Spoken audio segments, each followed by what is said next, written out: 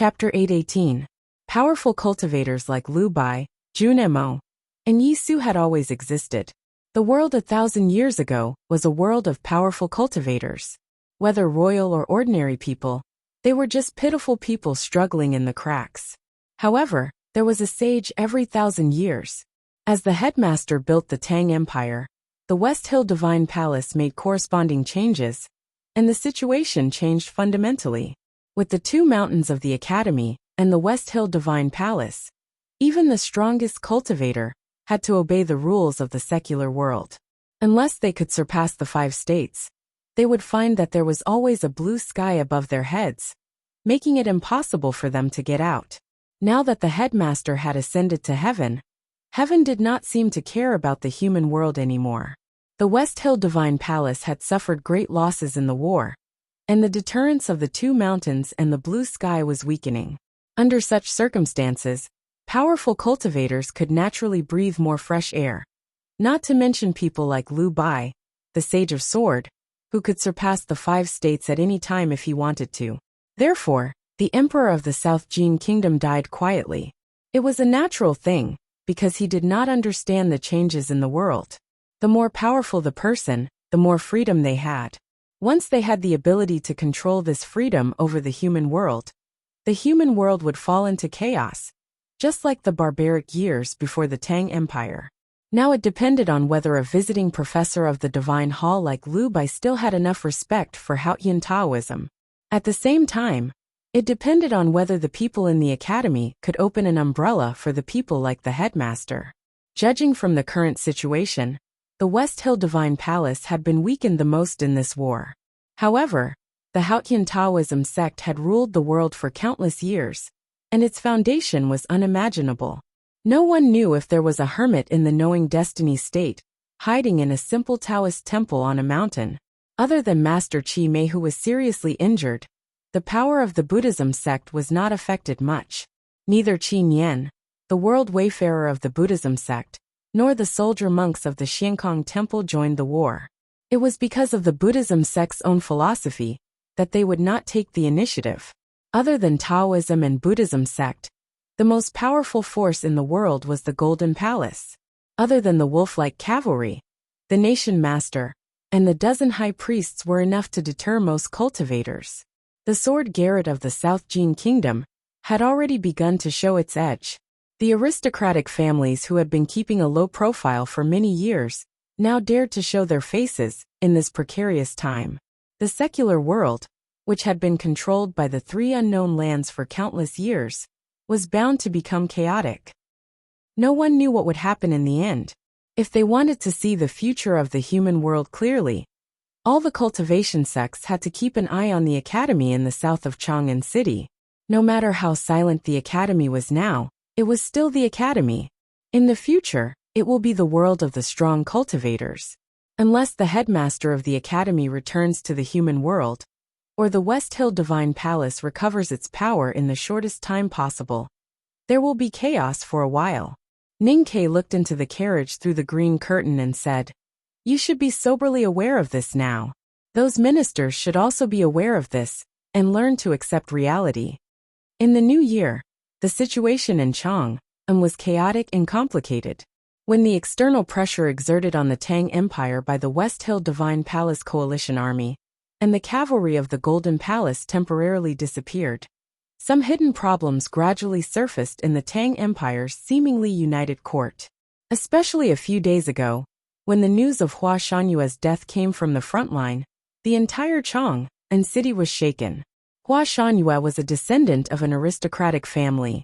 He had become the military supervisor of the 3 states of the Gushan Commandery a few years ago.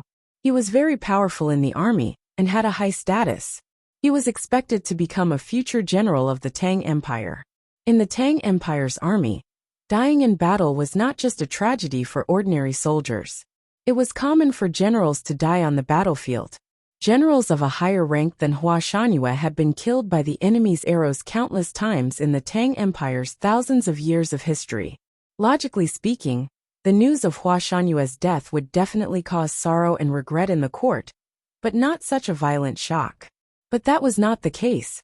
As the military supervisor of the 3 states, Hua Shangyue did not need to take the lead. At least, he did not need to lead his subordinates into the dangerous battlefield when the war was gradually calming down.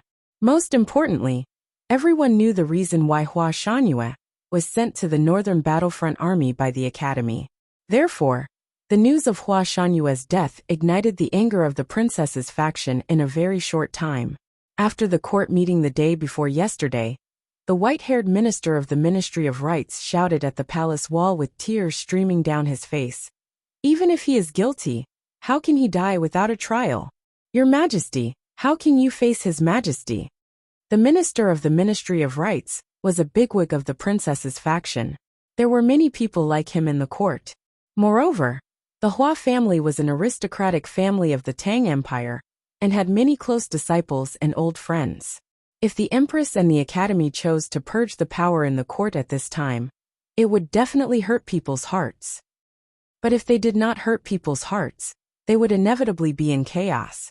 The fact that the Empress was the saintess of the diabolism was still not accepted by many people in the Tang Empire. The most dangerous thing was that if the chaos of the people's hearts was linked to the accusation of the Tang imperial family by Hautian Taoism, it would definitely bring great trouble to the Tang Empire. The West Hill Divine Palace had not launched an attack on public opinion in this regard. But everyone knew that it was only a temporary calm. There were many horse carriages parked in front of the House of Red Sleeves, but it was very quiet inside the building. There was no sound of musical instruments, music, or applause after a dance. There were more than 10 tables in the hall. The people sitting behind the tables were all important figures in the princess's faction. Some of them looked angry, some were thoughtful, and some were calm and silent. No matter what emotions they were feeling, they looked at the table in front of them coldly. The table was placed in front of them, some distance away from the other tables. Ning Ke sat behind the table and quietly looked at the ministers in front of him with different expressions.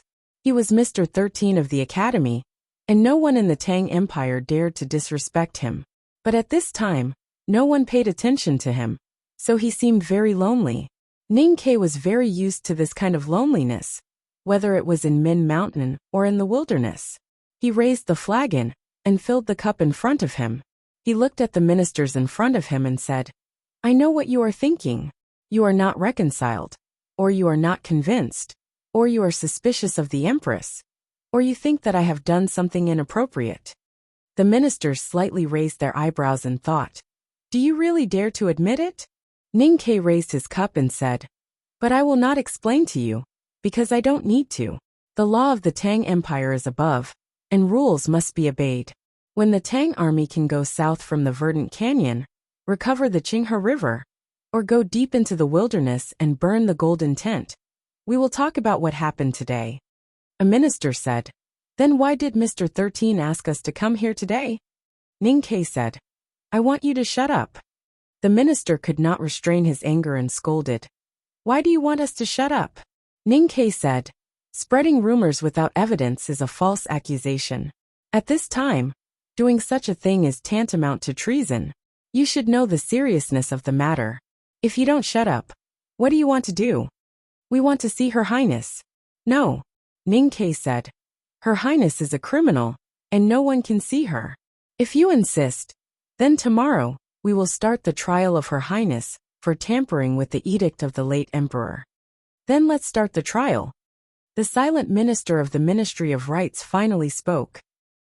His voice was a little tired and sad. He said, "At least I can't watch Her Highness die quietly like General Hua." Ning Ke looked at the wine cup in his hand and was silent for a moment. Then he said, "Then let's see her." As he said this, the bead curtain behind him moved slightly and made a clear and melodious sound. Li Yu, who was wearing a palace dress, walked slowly into the hall accompanied by 2 handmaidens. There was a sudden sound of bowls and plates in the building. More than 10 ministers stood up and looked at Li Yu with shock and excitement. After a while, they came to their senses and bowed to her. This was the first time since the incident that Li Yu had left the princess residence.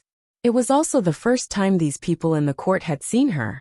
At this moment, seeing that Her Highness was in good spirits even though she was a little thin, the ministers finally calmed down. Liu looked at these ministers and thought about how these people still did not abandon her even in this situation. She could not help but feel touched. She bowed and said, "Thank you, everyone." The ministers said in unison, "We dare not." Ning Ke held the wine cup and looked at it as if he was an outsider. Then he raised his head and looked at the ministers. He said, "If you still can't calm down, I can promise you that Her Highness will not die quietly like Hua Shangyue. I will let her die in front of you, and let everyone in the world see the scene of her death." The ministers were still immersed in the excitement of seeing Her Highness. When they suddenly heard Ning Ke's words, they suddenly felt as if they had been pierced by an ice knife, and a chill went straight into their organs. A young general sitting in the corner shouted angrily, "Who dares to touch Her Highness?" Ning Ke drank up the wine in his cup and got up to leave the hall. He walked upstairs. He did not answer the young general, nor did any of the ministers in the hall.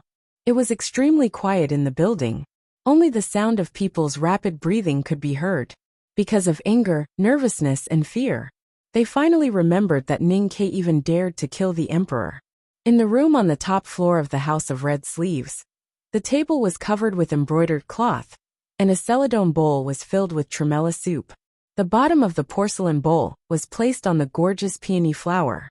Ning Ke drank up the tremella soup and wiped his mouth. He said, "I just drank a cup of wine. I don't need to wake up." Mistress Jian said, "The problem is that you didn't eat much of the snacks on the table." Ning Ke then realized that she had been watching what happened downstairs. He said, "I really have no mood to eat these days." Mistress Jian said, "I asked Dewdrop to cook glutinous rice balls. I remember you like them." "Thank you, Aunt Jian." Ning Ke paused for a while and continued, "Tonight's matter, the Academy gave Aunt Jian face. Tomorrow is Saturday. 2 chapters for those who asked for leave the day before yesterday. Happy reading this weekend. To be continued. If you like this work, please come to Chidian.com to vote for me. Your support is my greatest motivation. Chapter 819. Mistress Jian said, "This is for the sake of Her Majesty." Ning Ke said, "It involves the Academy. Even the Empress has to call me youngest uncle. I don't have to give her face." Mistress Jian looked at him quietly and asked, "Do you really want to kill Liu?" Ning Ke said without thinking, "Letting her die is the best choice." "Why?" Mistress Jian asked. Ning Ke explained, "After killing Li Huiyuan and Liu, who can the ministers be loyal to even if they are still disloyal? No matter how painful and unwilling they are, they have to obey Her Majesty. In many people's eyes, this war makes it inconvenient for the imperial court and the Academy to kill these people.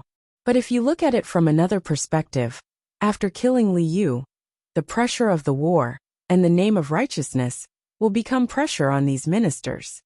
After hearing his words, Mistress Jian sighed and said, "I used to think that you and your youngest uncle were very similar.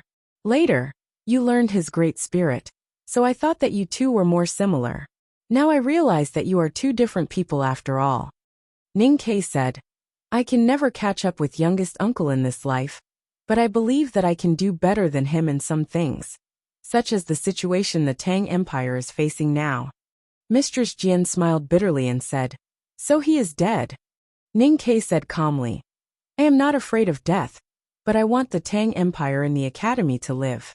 Mistress Jian looked at him with pity in her eyes. She put her hand on her chest and said after a while, "But have you ever thought that although the prince has a good relationship with Summer, her surname is also Li?" Hearing this name, Ning Ke thought of many things, such as the thick blood in the general's mansion. He said, "In my eyes he is already dead. I just need the right time." Mistress Jian said, "Your calmness will make people feel afraid." Ning Ke stopped talking about this and asked, "I still want to know why Her Majesty opposes me killing Liu. She should not be the kind of person who can be influenced by petty feelings. I really don't know what Summer is thinking." Mistress Jian looked out of the window. It was already dark, and a bright moon was hanging above the city wall. She looked confused and asked, "Is the headmaster really gone?" Ning Ke stood up and walked to the window to look at the bright moon. He said, "Who knows?" After a pause he continued, "Except for him and Haoyan, who else knows?" After the new year, Ning-Ke stayed in Chang'an. It was not because it was inconvenient to go back and forth to the academy, but for more important reasons. He was waiting for the arrival of the West Hill Divine Palace's diplomatic corps. As spring approached, the Divine Hall's diplomatic corps finally arrived in Chang'an. Under the complicated gazes of the Tangs, the convoy of the diplomatic corps drove through Vermilion Bird Avenue and entered the hotel. The composition of the diplomatic mission was a little complicated. The leader was the head of the Revelation Institute of the West Hill Divine Palace. His two deputies were a prince of the South Jin Kingdom and the prime minister of the Yin Kingdom. It was a little funny, but what was really not funny was that the throne of the South Jin Kingdom and the Yin Kingdom was still empty. The war had temporarily come to an end, but the two armies were still in the north and south of the Tang Empire. The situation was tense, so the negotiation between the two sides quickly began with the arrival of the diplomatic corps. The learned officials of the imperial court of the Tang Empire and the members of the West Hill Divine Palace's diplomatic corps sat on both sides of the long table and began to argue as expected. Of course, there was a need to negotiate. Arguments often depended not on who was more reasonable, but who had more strength. The negotiation between the two sides in the side hall of the Imperial Palace was only one aspect. The most important, or perhaps the most crucial, place for negotiation was in another place in Chang'an, where there was a rippling lake. Before the battle with the Abidine, Ning-Ke walked in the streets with his knife and cut off the traces left by Sang. Naturally, he could not avoid the house by Yinming Lake. Fortunately, the damage was not too serious, and it did not take long to repair it. He had been living here since the new year. The thick snow on Yinming Lake had long melted, and the ice became a very thin mirror. Then it shattered and was blown to the shore by the wind, piling up into a snow roll, revealing the clear lake water. Ning-Ke stood by the lake and reached out to push away the willow branches that had not yet sprouted green buds. Looking at the faint green stems in the water, he naturally remembered the scene of him and Sang rowing a boat to plant lotus on the lake that summer. The clouds above the lake gradually gathered. There was no sound of spring thunder, but rain quietly fell. This was the first spring rain in Chang'an this year, so it naturally brought with it a bit of chill. Ning-Ke walked back to the house and took a towel to wipe the rain off his body. At this moment, he heard someone knocking on the door. He walked to the front of the courtyard and listened to the knocking sound. After a moment of silence, he opened the door. The rain continued to fall, soaking his clothes and the woman outside the door. Ning-Ke looked at her and felt as if he had returned to that summer. She did not wear a green Taoist robe, but a blood-red robe of judgment. Her black hair did not look messy because of the wet, as she wore a luxurious crown. But she was still as beautiful as ever. Ning-Ke's eyes were very calm, even when he saw the two people behind her. They were Lu Yiqing from the Sword Garret and Xie Chengyun, who was now an official of the Ministry of Rights of South Jin Kingdom. Lu Yiqing and Xie Chengyun bowed to him calmly. Lu Yiqing's eyes were blinded by Ning Quebec. He and Xie Chengyun knew each other in the academy. But as time passed, there was no need to remember many things at this time. The courtyard door slowly closed, and the people accompanying them were all shut outside. Yi Hongyu followed Ning-Ke into the house. Ning-Ke and Yi Hongyu sat under the rain porch of the plum garden, staring blankly at the spring rain falling from the sky. The sound of rain falling into the Yinming Lake could be faintly heard from the south wall of the courtyard. Now that I think about it, the days when I lived here were indeed peaceful. Yi Hongyu reached out to catch the falling rain and said, "But the world is ever-changing, and the peace will not last long." Ning-Ke looked at the rain splashing on her white jade-like palm and said, "Since you became the great divine priest of judgment, your words have become more and more inhuman." Yi Hongyu withdrew her hand, looked at him and said, "Are you provoking me?" "Bullshit." Ning-Ke handed her the towel and said, "You'd better speak human words in front of me." He and Yi Hongyu had known each other in the wilderness for a long time. They had once killed each other, but they had never fallen in love. They had once lived together, but they had never been of the same mind. From the very beginning, they knew that one day they would kill each other, and they had tried many times. Interestingly, Perhaps because they knew this very well. They seemed especially calm when they were together, as if there was a breeze lingering between them, making them feel refreshed. Ning Ke asked, "The Abbey Dean and the hierarch are still alive. Do you mean what you say?" Yi Hongyu said, "Since I have come to Chang'an, of course I mean what I say. The problem is that the academy has never been involved in politics. How much influence do you have on the people in Chang'an?" Ning Ke said, "The token of the devil's doctrine is with me. You know the empress background, so you don't have to doubt it." Yi Hongyu said, "The Tang Empire will pay a great price, and the devil's doctrine demoness will not be able to suppress all the opposing opinions in the court. So what is the point of this agreement?" Ning Ke said, "First of all, I don't think we will suffer too much from this agreement. Secondly, as for the effectiveness and execution of the agreement, this is something for the academy to consider, not the divine hall." Yi Hongyu said, "If it is ineffective, then there is no point in negotiating." Ning Ke said, "Negotiation itself is the point." Yi Hongyu said, "That's boring. You have become so lifeless and stale because of a woman. It's ridiculous." Ning Ke's expression did not change. He said calmly, "Haotian Taoism rules the world and claims to have countless powerhouses. Isn't it even more ridiculous that a woman like you has to risk her life in Chang'an?" Yi Hongyu said, "What danger is there in Chang'an for me?" Ning Ke said, "I can kill you at any time." Yi Hongyu said, "In the swamp, if not for those wild horses, you would have been killed by me." Ning Ke said, "This is not the mud field in the wilderness. This is Chang'an." Yi Hongyu's eyes turned cold. She said, "So what?" Ning Ke said calmly, "I am invincible in Chang'an. Even the Abbey Dean will be sent flying by me. I don't think you have any chance of defeating me." Yi Hongyu said, "But don't forget, no one can defeat Haotian." Ning Ke wanted to say that he had bullied Haotian badly in the igloo by the hot sea in the far north, but he did not say it in the end. This was a matter between him and Sang Sang, and had nothing to do with anyone else. Fighting with heaven is endless joy. He thought of his teacher's words, and suddenly had a new understanding. He could not help but laugh. Yi Hongyu said, "If the headmaster could really defeat Haotian, he would not become the moon, but the new Haotian." Ning Ke said, "This speculation seems to be correct, but it is completely wrong, because you do not understand what kind of person the headmaster is. He has no interest in becoming the sky and covering everyone's head. He would rather turn into light and shine on the world, feeling the joys and sorrows of this world." The conversation in the spring rain was not a test. It was to determine the tone of the negotiation. It was not to guess the other party's bottom line, but to know what the other party wanted, and where the rain would flow. Since some of the spring rain fell into Yanming Lake, and some seeped into the soil under the plum bushes, it seemed that they could not gather in one place in a short period of time. Then they needed to talk about something more specific. At this moment, Ning Ke raised his hands and reached to her temples, as if he wanted to touch her cheeks. Yi Hongyu did not react, as if she did not see his hands.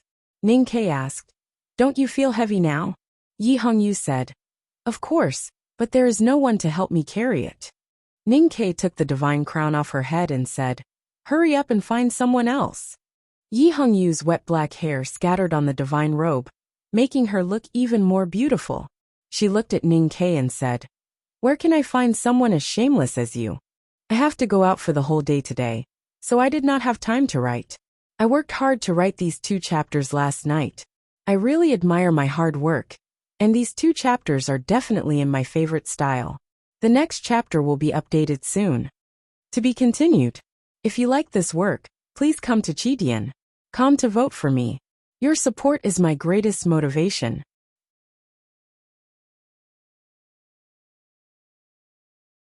Chapter 820. Negotiation was a battle. The one who proposed the conditions first would be the one to make the first move. Ning Ke and Yi Hongyu were good at fighting. They knew that the one who proposed the conditions first would gain the upper hand in the battle. That was why they thought that they should be the ones to propose the conditions first. "This is Chang'an, my home ground," Ning Ke said. Yi Hongyu looked at him quietly and said, "The Tang Empire is in danger now. The cavalry of the Golden Palace, and the Divine Hall Coalition Army are still in your territory. Ning Ke said, "This is a little troublesome, but it is not the key. I heard that the Abbey Dean, the Hierarch, and your brother are all crippled. I really don't understand why you are so confident." Yi Hongyu said, "The situation in the academy should be worse. Mr. Second lost his right arm. I heard that Mr. First and the 23-year cicada cultivation are still in wheelchairs. As for your other disciples, I saw their injuries in front of the verdant canyon. I know they won't be able to recover in a short time." Ning Ke looked at her and said seriously, "You forgot about me." Yi Hongyu looked at him and said calmly, "The problem is that you can't leave Chang'an. You may be invincible here, but there are many people in Haotian Taoism who can kill you if you leave Chang'an." Yes, Ning Ke had never left Chang'an since the new year. This was the only place where he could borrow the power of the God-stunning array through the array pestle. Even though he was also a powerhouse in the knowing destiny state, he was not powerful enough to affect the entire world. Yi Hongyu continued, "Haotian Taoism has existed for thousands of years. Even though the waves are a little dim now, I can find you 10 cultivators in the knowing destiny state at any time if you want to see them." If she was not exaggerating, this was enough to scare most people in the world. After all, there was not even one cultivator in the knowing destiny state in some small countries. But this was not enough to scare Ning Quebec. He said, "Even if there is a day when there are so many cultivators in the knowing destiny state and Tianqi state, it will be meaningless. If they dare to come to Chang'an, I will kill them all. If they are not in the Abbey Dean state, they are just courting death." Yi Hongyu said, "Will you stay in Chang'an for the rest of your life?" Ning Ke felt that these words sounded like a wedding vow. He smiled and said, "If it's really necessary, I have to do it. Fortunately, there are wine, meat, and beauties in Chang'an. It won't be too boring." It seemed like they were fighting over who could make the first offer. But in fact, both of them had already placed their chips on the table. Ning Ke did not wait for Yi Hongyu to continue and suggested, "Let's play rock, paper, scissors. This is fair and simple." Yi Hongyu frowned slightly. Ning Ke said, "You are the Tao addict. You are said to know everything. Don't you know how to play the finger-guessing game? You should know that rock, paper, scissors is also a way to win or lose. It is very particular about spirit, boldness, and calculation." Before he could finish, Yi Hongyu asked, "What fist?" Ning Ke said, "Lewd fists." Yi Hongyu asked, "What fist is this?" Ning Ke said, "You want to learn? I can teach you." Unsurprisingly, Yi Hongyu lost. Although she was a Tao addict who knew everything, she was no match for Ning Ke in terms of gambling. One had to know that Ning Ke had gambled since he was young. He had gambled from the city of Wei to Chang'an. After experiencing hardships and even narrowly escaping death, he was finally able to cultivate. The first thing he thought of was to win money at the gambling shop. Yi Hongyu was very angry. It was not only because she did not like to lose, but also because she finally understood the meaning of lewd in the lewd fists. It was actually the word lewd. Ning Ke explained, "This is a culture that has a long history. I'm not trying to take advantage of you." Yi Hongyu took a deep breath of the slightly cold air. The moisture of the spring rain moistened her lungs, allowing her to finally control her emotions. She thought that there was indeed no other person in the world who was as shameless as Ning Quebec. The Divine Hall Coalition Army has withdrawn from Qinghe Prefecture. We have to take back Qinghe Prefecture. Ning Ke's expression became serious. He said, "There is no room for discussion on this matter." Yi Hongyu's expression did not change. No one could tell what she was thinking. She asked, "What about the surnames?" Ning Ke said, "Of course we have to kill them all." Yi Hongyu was still non-committal. She said, "Continue." Ning Ke said, "The Yin Kingdom has respectfully returned the remains of the soldiers of the Northeast Border Military. Crown Prince Chongming has come to Chang, and to ask for forgiveness. He has knelt in front of the coffin for an entire night. We have no more requests." Continue. "In order to express the sincerity of the Tang Empire and its attitude of peace, we are willing to withdraw from the Yueluan Kingdom. But the Pamir Mountains must be given to us. Also, the Great River Kingdom must obtain permanent neutrality." "Anything else?" Nothing else. Do you want to hear the Divine Hall's conditions? To be honest, I really don't want to hear it. Because neither the Academy nor the Imperial Court will agree to it. But you still have to listen in the end. It's already noon. Let's eat first. Ning Ke asked Yi Hongyu to change out of the divine robe of judgment. It was a little sad that Yi Hongyu's clothes were still in the plum garden. The two walked to the Yanming Lake and walked along the wooden bridge among the reeds to the west. They walked to the street and left Lu Yiqing and Xie Qingyan, who were in front of the courtyard. Ning Ke bought a few sesame cakes on the street and continued to walk to the southern city with her. On the way, they saw many people holding crutches and many injured soldiers. Most of the injured soldiers were carried back from the front line. They looked very miserable with broken limbs. Most of the people were injured on the day the Abbey Dean entered Chang'an. The entire city is filled with people holding crutches. Yi Hongyu said, "The Tang Empire is already in such a miserable state. Why does the Academy still have to hold on?" Ning Ke said, "The same scene can be interpreted differently. In the eyes of the Divine Hall, so many injured people holding crutches is enough to prove that the Tang Empire is about to collapse. But in my eyes, it proves that the Tang Empire is still very strong because we have the ability to save the injured from the front line. Most importantly, even the most ordinary Tangs dare to fight against such a terrifying enemy like the Abbey Dean. The entire city is filled with people holding crutches? No, in my eyes they are not crutches. They are all knives, very sharp knives." Yi Hongyu said nothing more. Ning Ke stopped at the entrance of the Shirshir Alley in the southern city. There were two big trees at the entrance of the alley. One was an unknown tree, and the other was an unknown tree. They were gradually turning green in the spring breeze. Yi Hongyu asked, "Has the calligraphy addict left?" Ning Ke said, "She is studying with eldest brother in the academy." Yi Hongyu said, "If we want to ask about Heaven's way, how can we be trapped by love?" "I was thinking about this a few days ago." Ning Ke walked to the tree and looked for green buds among the bare branches, but found it difficult. We saw these two trees turning green in the spring breeze, but now it is difficult to find green buds under the tree. Heaven's way is like spring, which can only be seen from afar. Small things like love are like green buds. You can see Heaven's will, but you can't catch it. It is because you don't want to lower yourself to the dust, and you don't want to put your eyes on the bare and ugly bark. Heaven's way is a small matter." He looked at Yi Hongyu and frowned slightly. "I didn't see second brother fight with Lu Bai and Yi Su in front of the verdant canyon, but you saw it. Don't tell me your thoughts haven't changed?" Yi Hongyu thought of what her brother said before he left and fell silent. Everyone's way is different. Teacher's way is against Heaven's way. What is yours? Ning Ke looked at her and said, "What are you pursuing in this life? In the past, you wanted to catch up with your brother and become a powerhouse in Haotian Taoism. You wanted your brother to be the Abbey Dean. But what's the point of being the Abbey Dean? You still wandered around the South Sea for decades and couldn't even return to the Jisho Abbey. Later, you wanted to become the strongest and surpass your brother.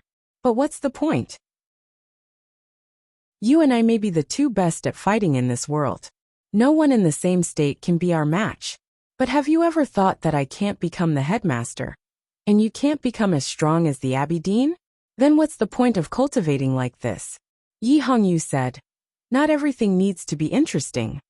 Ning Ke said, "Teacher once said that we don't live to have meaning, but to be interesting."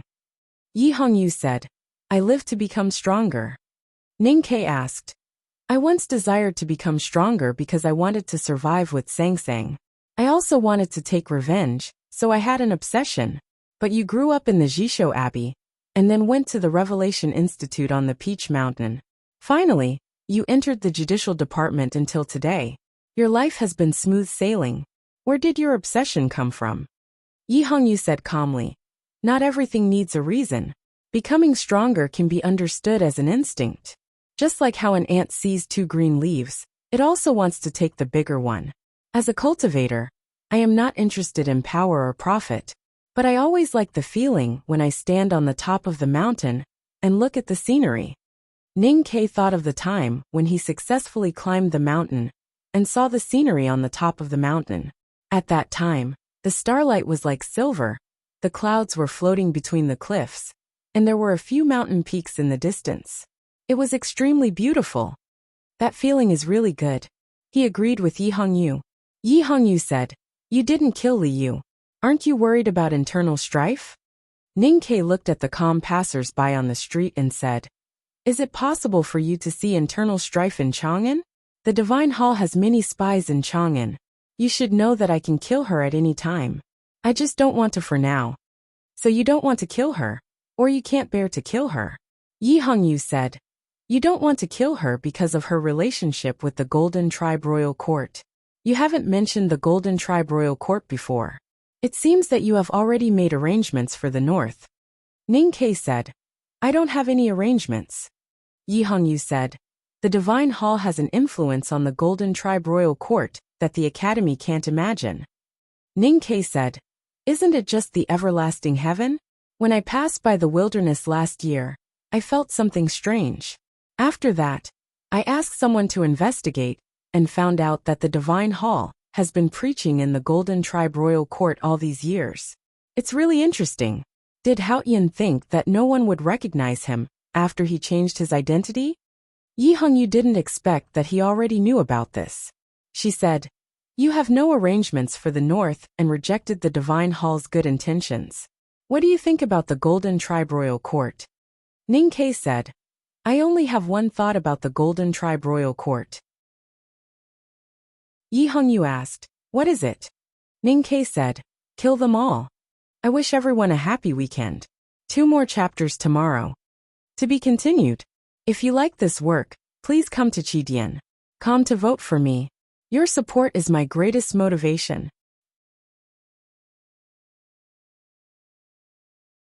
Chapter 821. This sentence itself, and the unspoken meaning hidden in it were very bloody and cruel.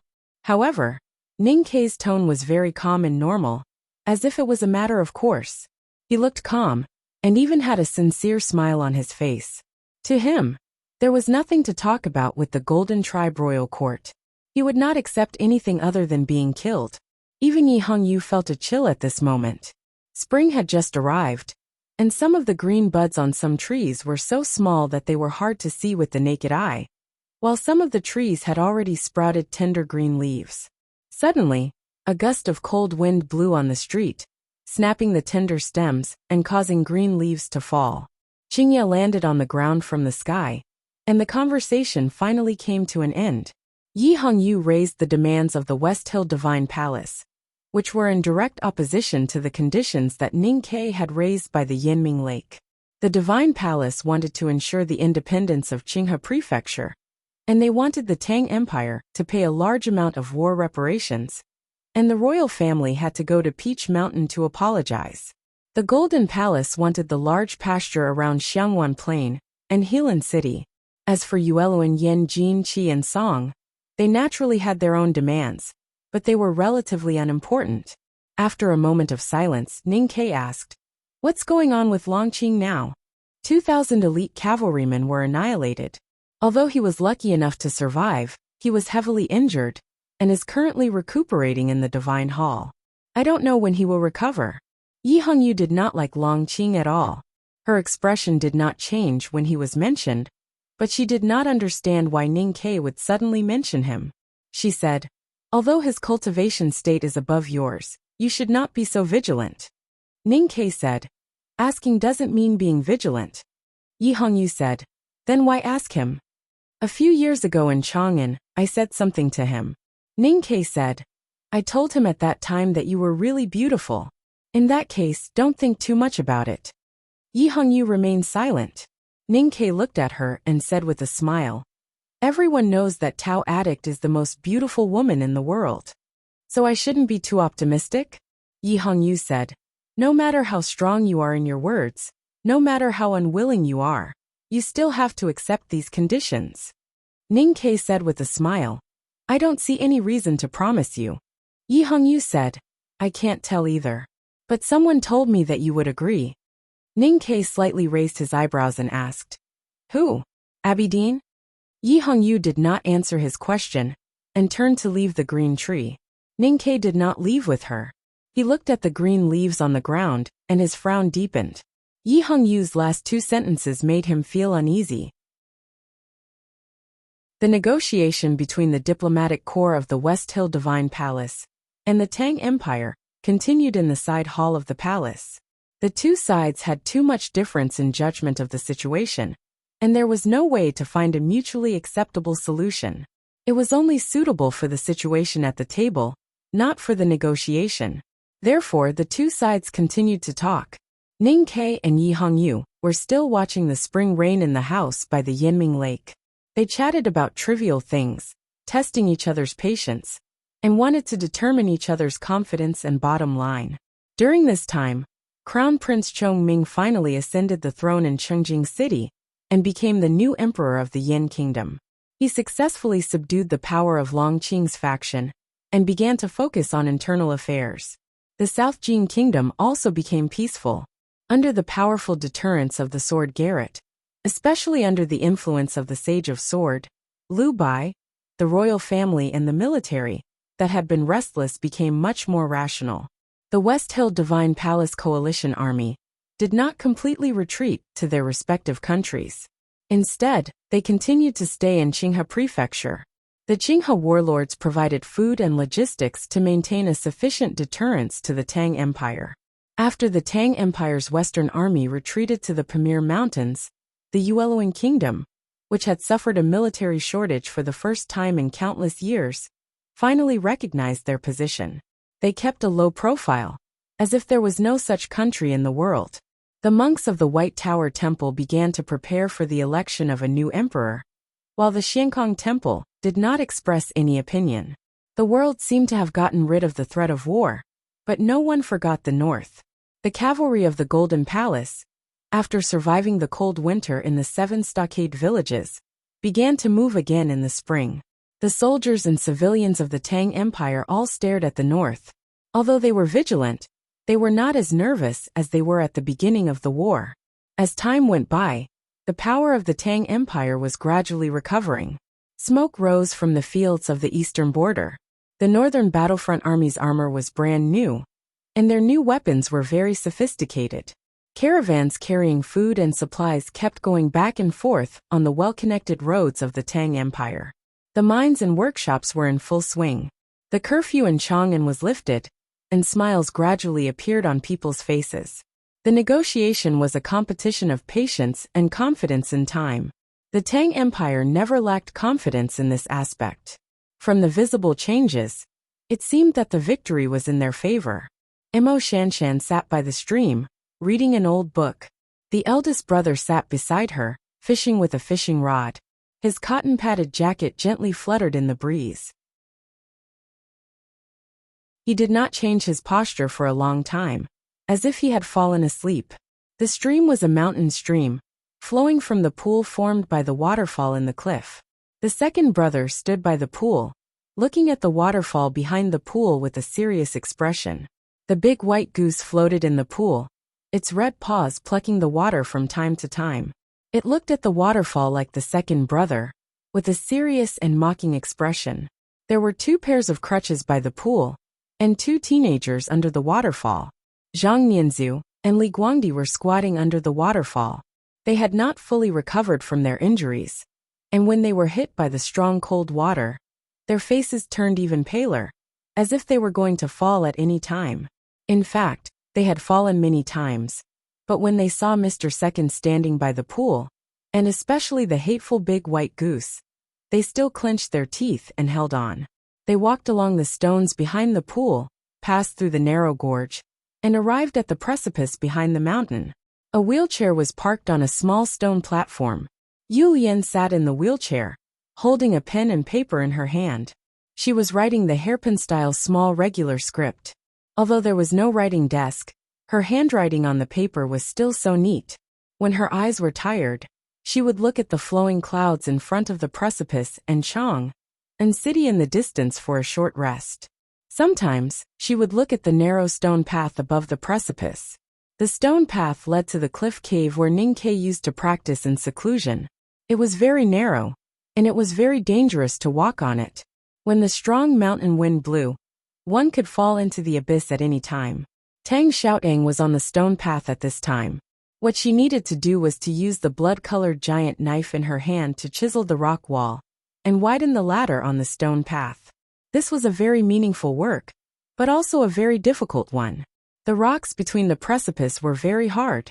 Even though she had cultivated the devil's doctrine since childhood and possessed great strength, it was still difficult for her to chisel it.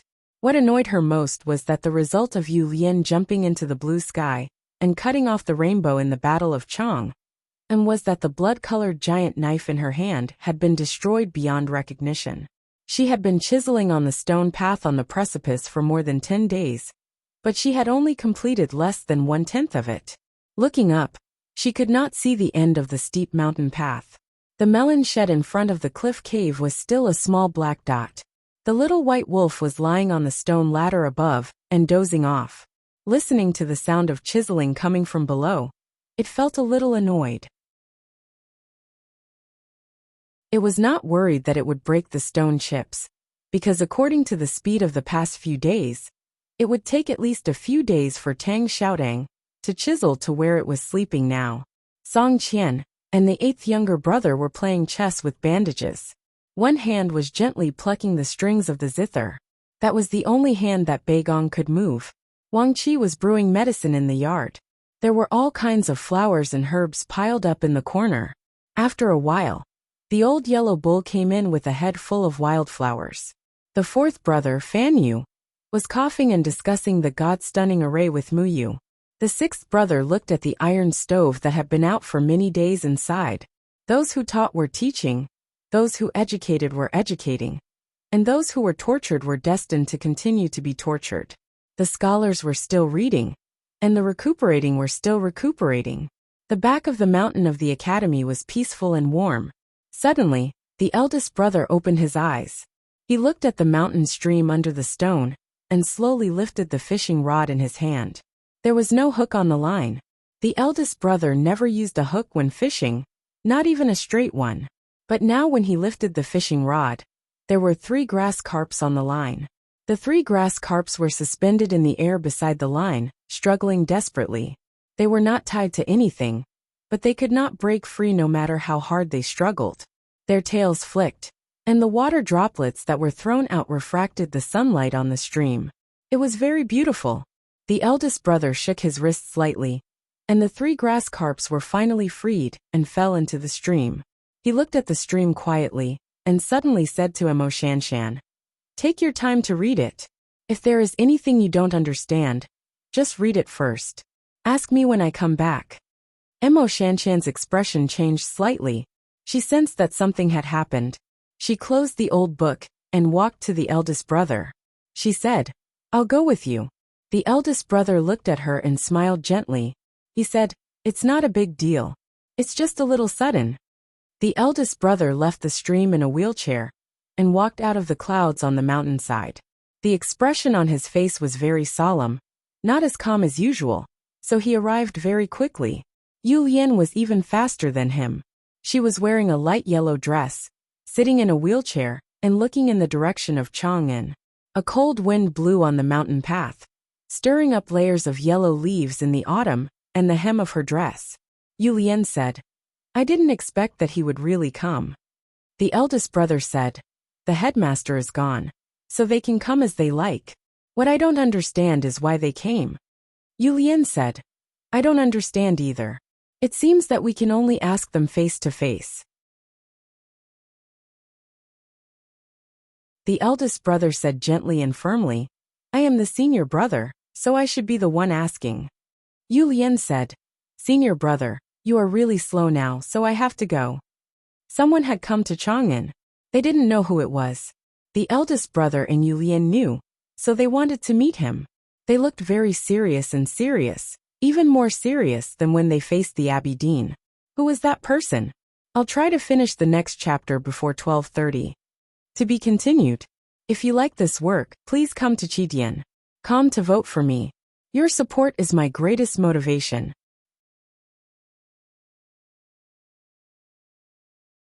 Chapter 822. There was a rustling sound on the mountain path. The The female professor walked to eldest brother and Yu Lian, put down the broom in her hand, and patted the dust off her green gown. Her wrinkled face was full of calmness. She said, "Since you are all like this, I should go." She had not been involved in the world for many years. When the world was fighting against the Tang Empire, she could only watch silently because of her family background. However, that person had come to Chang'an today, and even she could not sit still in the classroom. At this moment, Junemo walked out of the mountain fog and said, "Stop fighting. Senior brother and junior sister have not recovered, and you are all so old. It should be me." The female professor said, "How rude of you." At this moment, the 4 people present were the 4 strongest people in the academy. That person had come to Chang'an, so the academy would naturally let them receive him.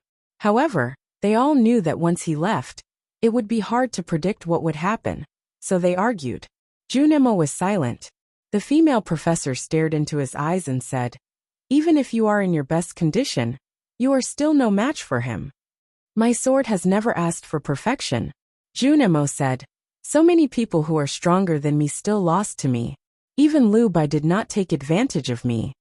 The female professor stopped talking when Lu Bai was mentioned, and the wrinkles on her face deepened. "Come out," Junemo said. Following these words, Zhang Yinzu and Li Guangdi walked out of the clouds. This was the first time they had walked out of the cloud gate formation alone, so they were a bit excited. However, the pool water was extremely cold, and their faces were pale. They looked extremely miserable. Junemo looked at eldest brother and Yu Lian in the wheelchair and said, "Stop fighting. I want to bring them back to Chang'an, so it is on the way to see that person. I have a reason, so I will go." Yu Lian said, "Why do you want to bring them back to Chang'an?" Junemo thought for a while and said, "Home visit." The atmosphere in the carriage was very depressing, because Junemo did not say anything. Zhang Yanzu and Li Guangdi secretly exchanged glances, and vaguely guessed that something big had happened in Chang'an. They became nervous and did not dare to talk. They kept their mouths shut, and looked at the scenery outside the window. There were only spots of green in the tree branches beside the road. The 2 teenagers looked along the neat trees, and saw the city wall of Chang'an city in the distance. At noon the south gate of Chang'an should have been very busy. The soldiers of the city patrol department should have been carefully checking the people coming in and out. The people in the queue should have been complaining about the speed of entering the city, and the peddlers selling herbal tea and eggs could not stop drinking. However, it was unusually quiet today. In the daytime, the 2 heavy and mountainous city gates were tightly shut.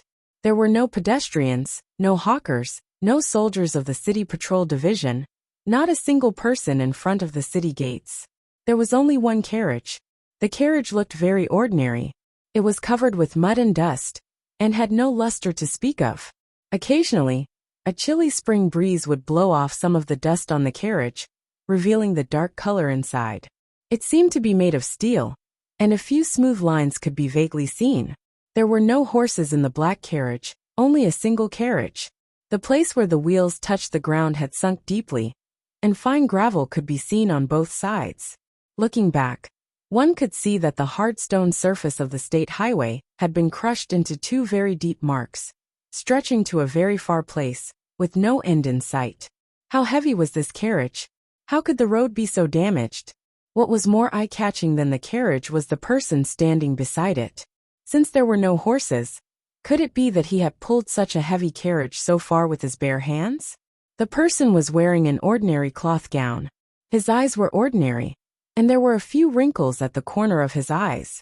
However, his skin was very delicate, and his hair was a little gray. If one looked closely, one would find that his black hair revealed a sense of youth. It was hard to tell how old he was, or whether he was young or old. A flagon was tied to the person's waist, swaying gently with the spring breeze. He seemed to be waiting for someone. Feeling a little bored, he picked up the flagon and took a sip. When he drank, his expression was very heroic, like a whale drinking seawater.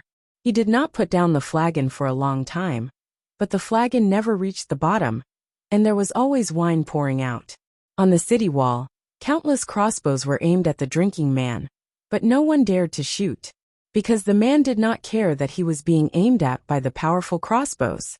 He minded his own business, drinking alone in the spring breeze, as if he did not exist in this world. The man put down the flagon, wiped his mouth, and narrowed his eyes. His slightly narrowed eyes were full of intoxication, because in this life, there was nothing else he loved but wine.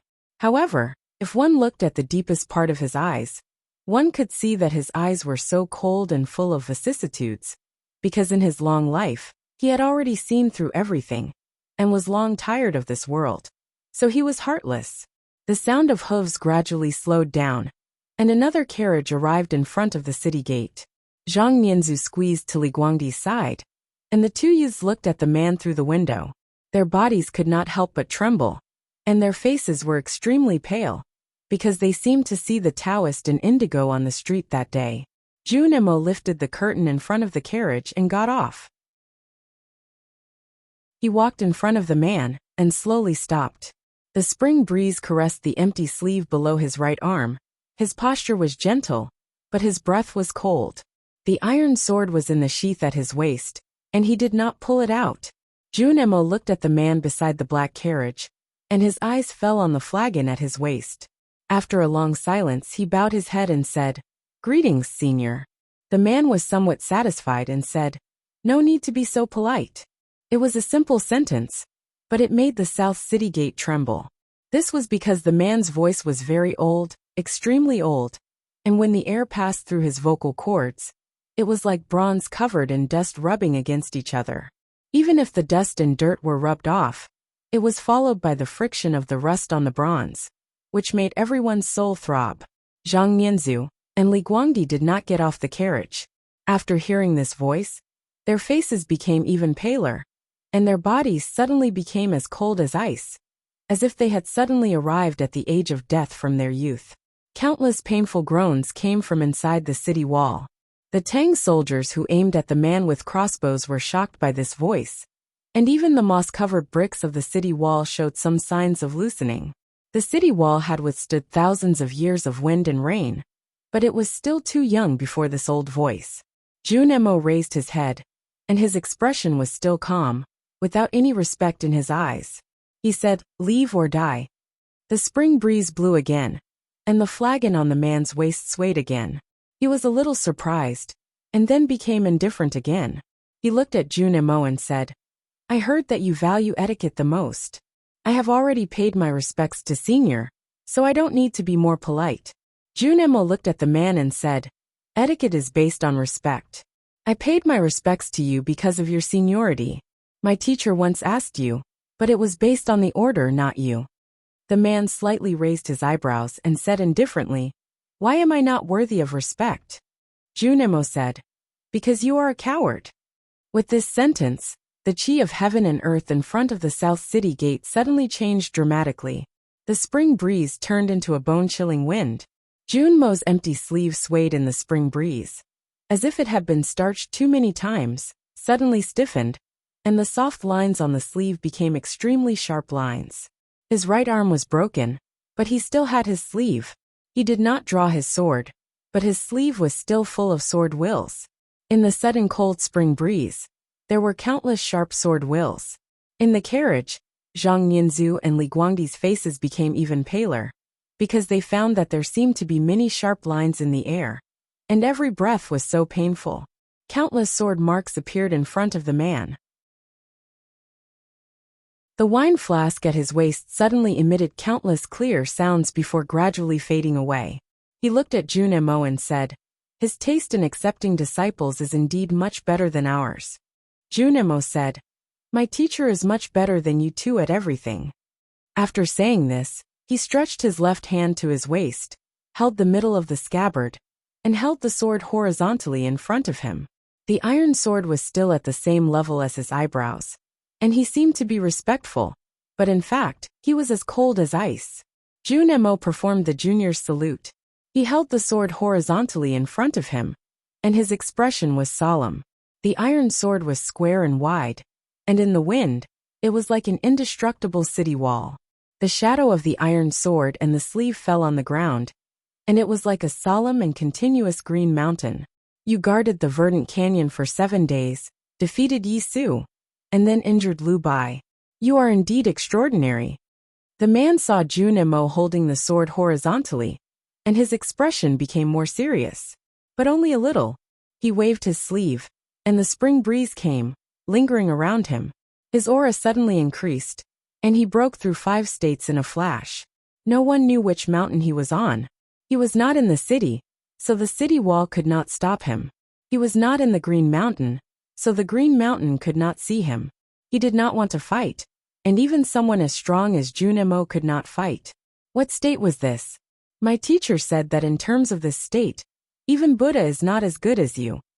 Jun Mo's gaze passed through the sword and fell on the man. He said, since you don't want to fight, why are you here? The man looked at him and said, I came to Chong, and to return something to the academy. Jun Emo asked, what is it? The man said, it's this carriage. Jun Emo said, I have arrived. You can leave now. The man asked, is this carriage yours? Jun Emo said, no. The man said, in that case, I am not looking for you. Jun Emo said, since it is youngest brother's carriage, I can make the decision. The man shook his head slowly, and took a sip from the flagon on his waist. He looked back at the old modeled city wall and said, no, because you can't make the decision for this city. Jun Emo looked at him and did not speak. He only had one hand holding the scabbard, so he could not hold the hilt. The iron sword was pulled out of the scabbard by itself, and with a slight sound of friction, it was about to show its sharpness. At this moment, the sound of friction came from the city gate, and then it slowly opened. 2 more chapters tomorrow. Please vote for me on Monday. To be continued. If you like this work, please come to Chidian.com to vote for me. Your support is my biggest motivation.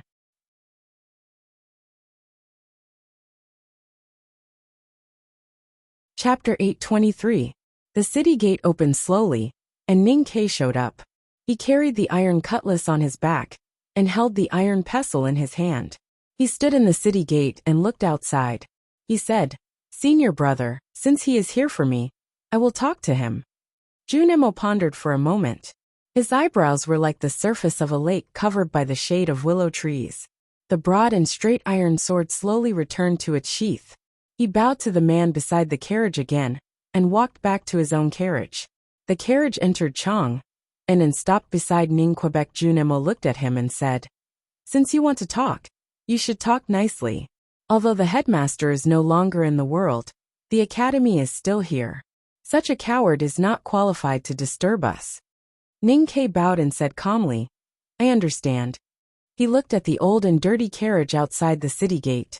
He saw the black steel walls of the carriage that had been blown away by the spring wind, and the familiar seal lines. Then he looked at the man beside the carriage. Only second brother dares to say that this man is a coward. Ning Ke thought to himself, because he knew who this man who seemed to ignore time was. This man had appeared in the headmaster's conversation, and in his dream. He once had a dream. In that dream, he came to the wilderness. Everyone in the wilderness looked up at the sky where light and darkness separated. He saw the tall figure of his teacher, a drunkard and a butcher. Then he had another dream. That time the headmaster snatched the wine bag from the drunkard, and took a sip. Then he snatched a pig leg from the butcher's back and ate it. The headmaster once mentioned in a conversation in the back of the mountain of the academy, that there were 2 grand cultivators, who had experienced the everlasting night. One was the drunkard, and the other was the butcher. They were the 2 people in his dream. Last year, he took Sang Sang to the wilderness in a black carriage, and saw the battle between the West Hill Divine Palace Coalition Army and the Desolate Man. At that time, he realized that this was the place he saw in his dream. In the dream that became reality, he saw the confrontation between light and darkness in the sky. He saw the divine kingdom of light, and the giant golden dragon head behind the clouds. The headmaster was indeed tall, but he did not see the drunkard, or the butcher until today. The drunkard and the butcher were able to survive the long everlasting night, and live eternally under the gaze of Haotian, which meant that they had the means to defeat Haotian. In the words of the headmaster, cultivation was a competition of who lived the longest.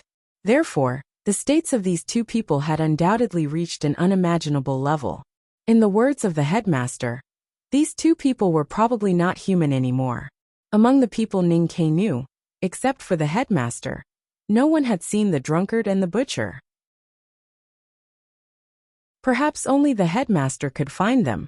As long as they were alive, they would be legends in the human world. The man was carrying a wine pot, but there was no pig leg on his back. Naturally, he was not the butcher. Ning Ke was not an ordinary person, but he was still shocked and vigilant when looking at this man. After a while, he calmed down and asked, "Senior drunkard, what can I do for you?" The drunkard looked at him and said in a hoarse voice, "Someone asked me to return something to you." His voice was still so unpleasant to hear, as if every word carried the accumulated soil of the tombs of ancient kings and the smell of silk soaked in corpse water. Ning Ke frowned slightly. Second brother had asked him what it was, but he did not ask again.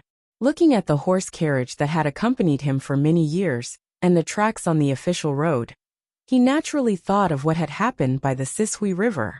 At the Sishui River, Sang Sang showed her true immortal body. She was in the dark night and stepped on the light like a white lotus. She asked the headmaster to ascend to the sky and go to the divine kingdom of Haotian together. Colorful flowers fell from the sky and shook the firmament. The headmaster and Sang Sang left there. The big black horse, the primordial 13 arrows, and the big black umbrella in the black horse carriage also parted with him at the Sishui River. Ning Ke had sent people to search for them after that, but the big black horse was nowhere to be found in the wind by the Sishui River. The black horse carriage and the things in it had also disappeared. Today, one thing finally returned to the human world. Then what about the rest? The arrows? The umbrella? Where was the silly big black horse? The headmaster? And Sang Sang? Ning Ke's emotions were unstable. It took him a long time to calm down and focus on the reality. Who was it that wanted to return his things? Who was it that had the ability to find the drunkard and make him the messenger? Who is it? He looked at the drunkard and asked directly. The drunkard's response was also very direct. He did not answer. The headmaster was not in the human world. As long as he did not want to answer, no one could make him speak. The spring breeze brushed against Ning Ke's cheeks. It was not warm at all. Instead, it was extremely cold. Or maybe it was just his own body and mind that made the temperature of the spring breeze around him drop. At the Sishui River, he saw the headmaster ascending to the sky with Sang Sang. Then, the entrance of the divine kingdom of Haotian exploded, and the sky was full of shooting stars. He was sure that Sang Sang was dead, or had returned to the divine kingdom of Haotian. Either way, she was not in the human world anymore. If she was still here, he would have felt it. Then who took the big black horse? Who picked up the iron arrows? Who was holding the shabby big black umbrella in the human world? Who was returning the horse carriage to him? Why was it in the drunkard's hands? Ning Ke could not understand these things. Yesterday was the day that disturbed my mind. He looked up at the dim spring sun in the sky. After a moment of silence, he continued, "Why think about those who abandoned me?" Then he looked at the drunkard and said, "Sir, please come in." It was extremely quiet in front of the southern city gate. As he said that, a tense atmosphere gushed out from the deepest part of the city wall and floated to the sky. The drunkard looked at the magnificent city wall of Chang and then asked, "Why should I come in?" Ning Ke said, "Since I am a guest, there is no reason not to come in." The drunkard said, "As a bad guest, you should have the self-awareness not to enter the house." Ning Ke said, "A good guest and a bad guest are both guests. A guest should do as the host pleases." The drunkard found him very interesting and said with a smile, "Then I am not a guest." Ning Ke also smiled, but his real feeling was not like that. If he was not a guest, he was definitely an enemy. He looked at the drunkard and said seriously, "Since I am not entering the city, how can I return it to me?"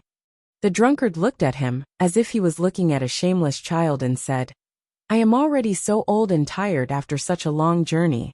Do I have to walk the last few steps by myself?" Ning Ke said, "Even if it is only a few steps, it is still not there." The drunkard said, "You can come out." Ning Ke said with a smile, "You can come in." The drunkard looked at the old mottled city wall of Chang, and again and said after a moment of silence, "Another day." Hearing this, Ning Ke said without hesitation, "Another day is better than another day." It was an invitation and also a gamble. To be more precise, he was gambling with his life. He was gambling with his life, the life of the entire Chang'an city, the life of the Tang Empire, and the fate of the human world. This chapter is 2,000 words. I will write the next one. To be continued. If you like this work, you are welcome to vote for it and vote for it. Your support is my biggest motivation.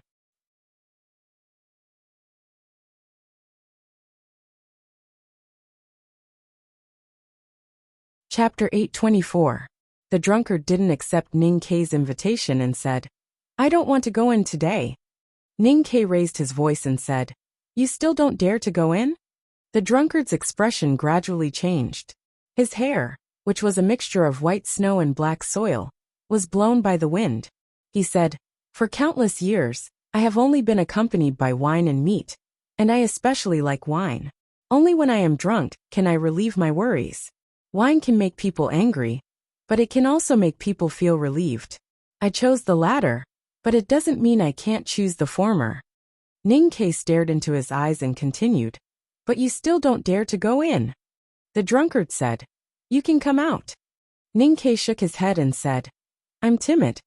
The drunkard said, "You dare to attack the Abbey Dean on the snowy street. How can you be timid?" Ning Ke said, "I don't dare to go out of the city, which means I'm timid. What about you? Do you dare to go in?" The drunkard said, "This kind of talk is really boring." Ning Ke said, "Come in if you dare, come out if you dare, come up if you dare, come down if you dare. This is something that only kids do when they quarrel. It's boring and even shameful. As a junior, I can be shameful, but can you be shameful as well? Let's be straightforward and come in." This conversation was actually about different things. It looked a little funny and even cute, but who knew how many frost blades and snow swords were hidden in it? It was bone-chilling. Ning Ke's words kept moving forward. What he wanted to do was to invite the drunkard into Chang'an. Whether he accepted or not, the academy would find the opportunity they wanted in this sudden and dangerous meeting. This was the academy's plan. The drunkard only used one method to break the academy's plan. He raised the flagon and started drinking. His mouth was used for drinking, so he couldn't talk. Not talking didn't mean he refused or accepted. It was quiet in front of the southern city gate. Only the sound of the wine pouring into the drunkard's stomach could be heard. It sounded like a waterfall falling into a pond, or a gurgling stream, and finally like a river that was about to overflow. As mentioned before, the headmaster was not in the human world, so no one could make the drunkard talk, or hold his hand, and invite him into the city or home. The drunkard put down the flagon. Ning Ke looked at the wine stain on the front of his robe, and suddenly smiled. His smile was a little helpless, a little self-mocking, and a little gloomy. The drunkard was a grand cultivator, who had survived the everlasting night. He was a senior, who even the headmaster of academy once asked about Taoism. Even though he had the support of Chang'an City, it was still impossible for him to disturb the drunkard's state of mind with simple words. The smile on his face gradually disappeared. He looked at the drunkard and said, "If so, please leave the carriage here. I will send someone to pick it up later." The drunkard looked at him and said with a smile, "How can I leave without returning it to you personally?" With that, the situation in front of the city gate was suddenly reversed. Previously, Chang'an had taken the initiative. Now it was the drunkard who challenged Chang'an. With Ning Ke's state, it should have been difficult for him to deal with it. However, he was a man who had experienced life and death and seen different worlds. His state of mind was firmer and more fearless than anyone could imagine. "I'm a coward, an idiot, a peeping Tom. I molested little girls. I'm cruel, cold, and timid. I'm just a pile of scum. Even a broom can't make me into a pile." Ning Ke looked at the drunkard and said seriously, "I'm shameless. No matter what, I won't step out of Chang'an City today. I won't come out even if you bring my wife back to life and tell me that you want to kill her." If one could maintain an indifferent attitude towards many things, emotions, and dignity, including oneself, then one would naturally be fearless. There was another saying about this attitude. Without love, there would be no fear. Without desire, there would be no demands. The drunkard understood what he meant. He knew that no matter what he did or how many people he killed, he could never force Ning Ke out of Chang'an City. Therefore he gave up trying. This time, he left the small town where he lived in seclusion and came to Chang'an. Other than being entrusted by someone, he also wanted to see the academy after the headmaster of academy left. He wanted to see what kind of person Ning Ke was. He was not disappointed. The headmaster of academy's choice of students was indeed not disappointing. Therefore he was a little disappointed, because the world seemed to be walking on the same track as before. Because he was a little disappointed, he sighed and patted the horse carriage beside him. His action was very casual. His palm fell softly without any additional force. The horse carriage suddenly became shorter. That was because the wheels made of stainless steel all sank into the hard ground.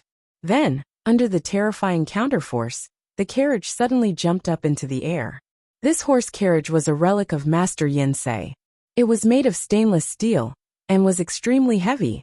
If the talisman array was not turned on like this, it would break into pieces.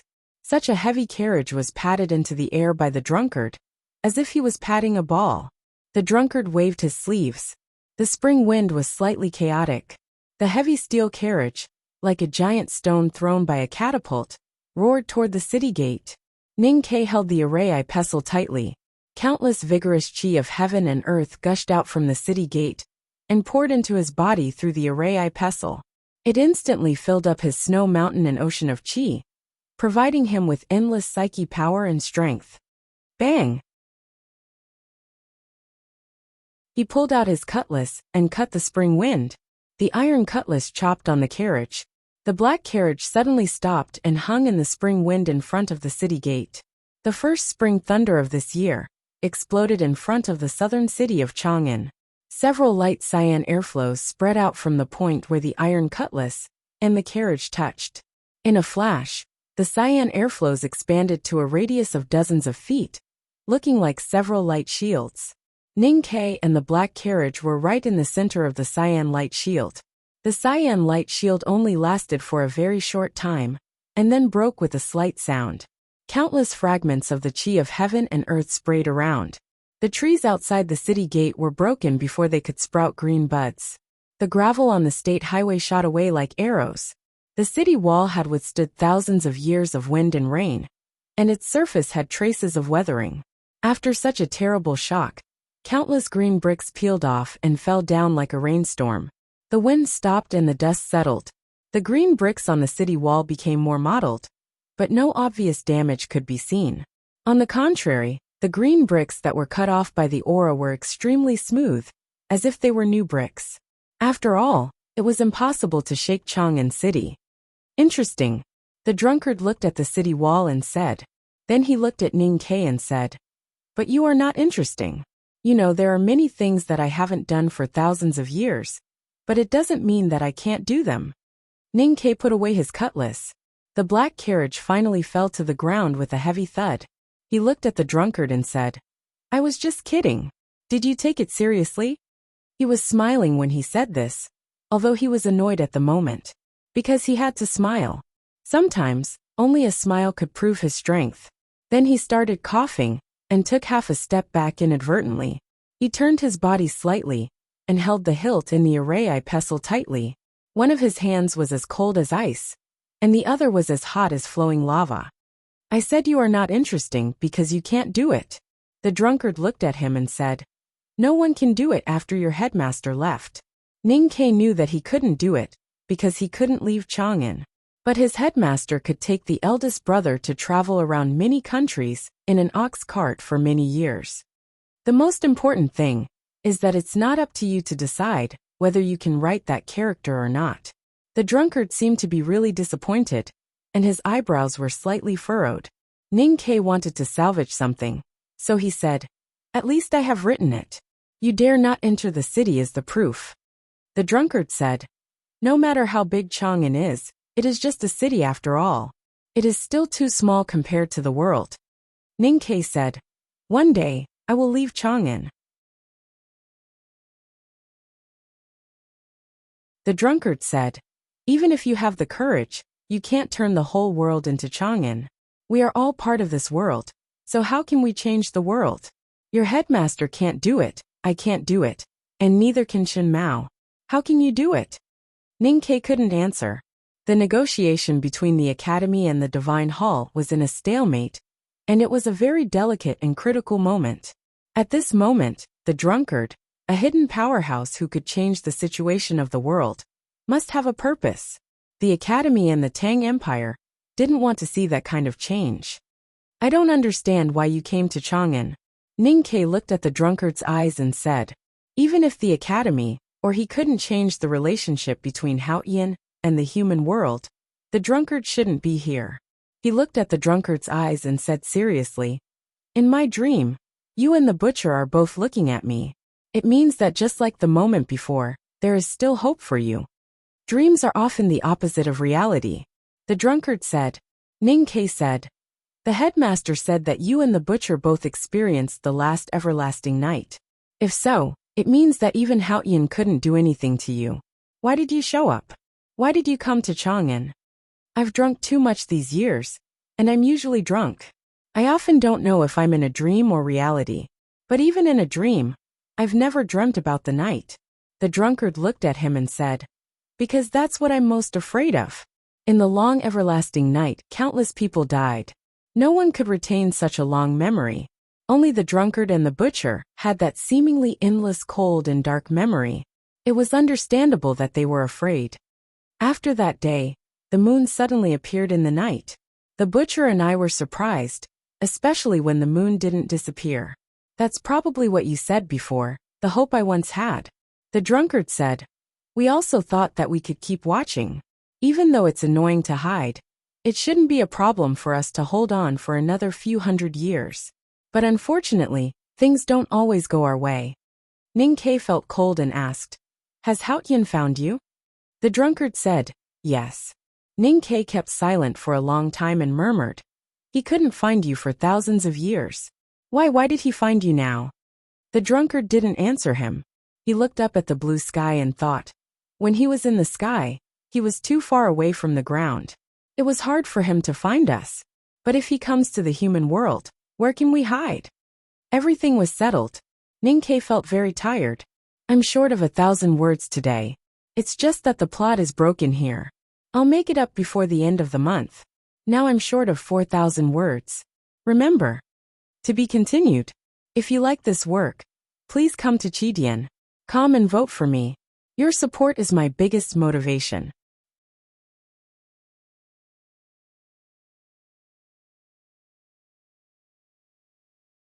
Chapter 825. If so, why didn't you do anything when the headmaster was still alive? Second brother was right. Compared to the headmaster and youngest uncle, you are all cowards.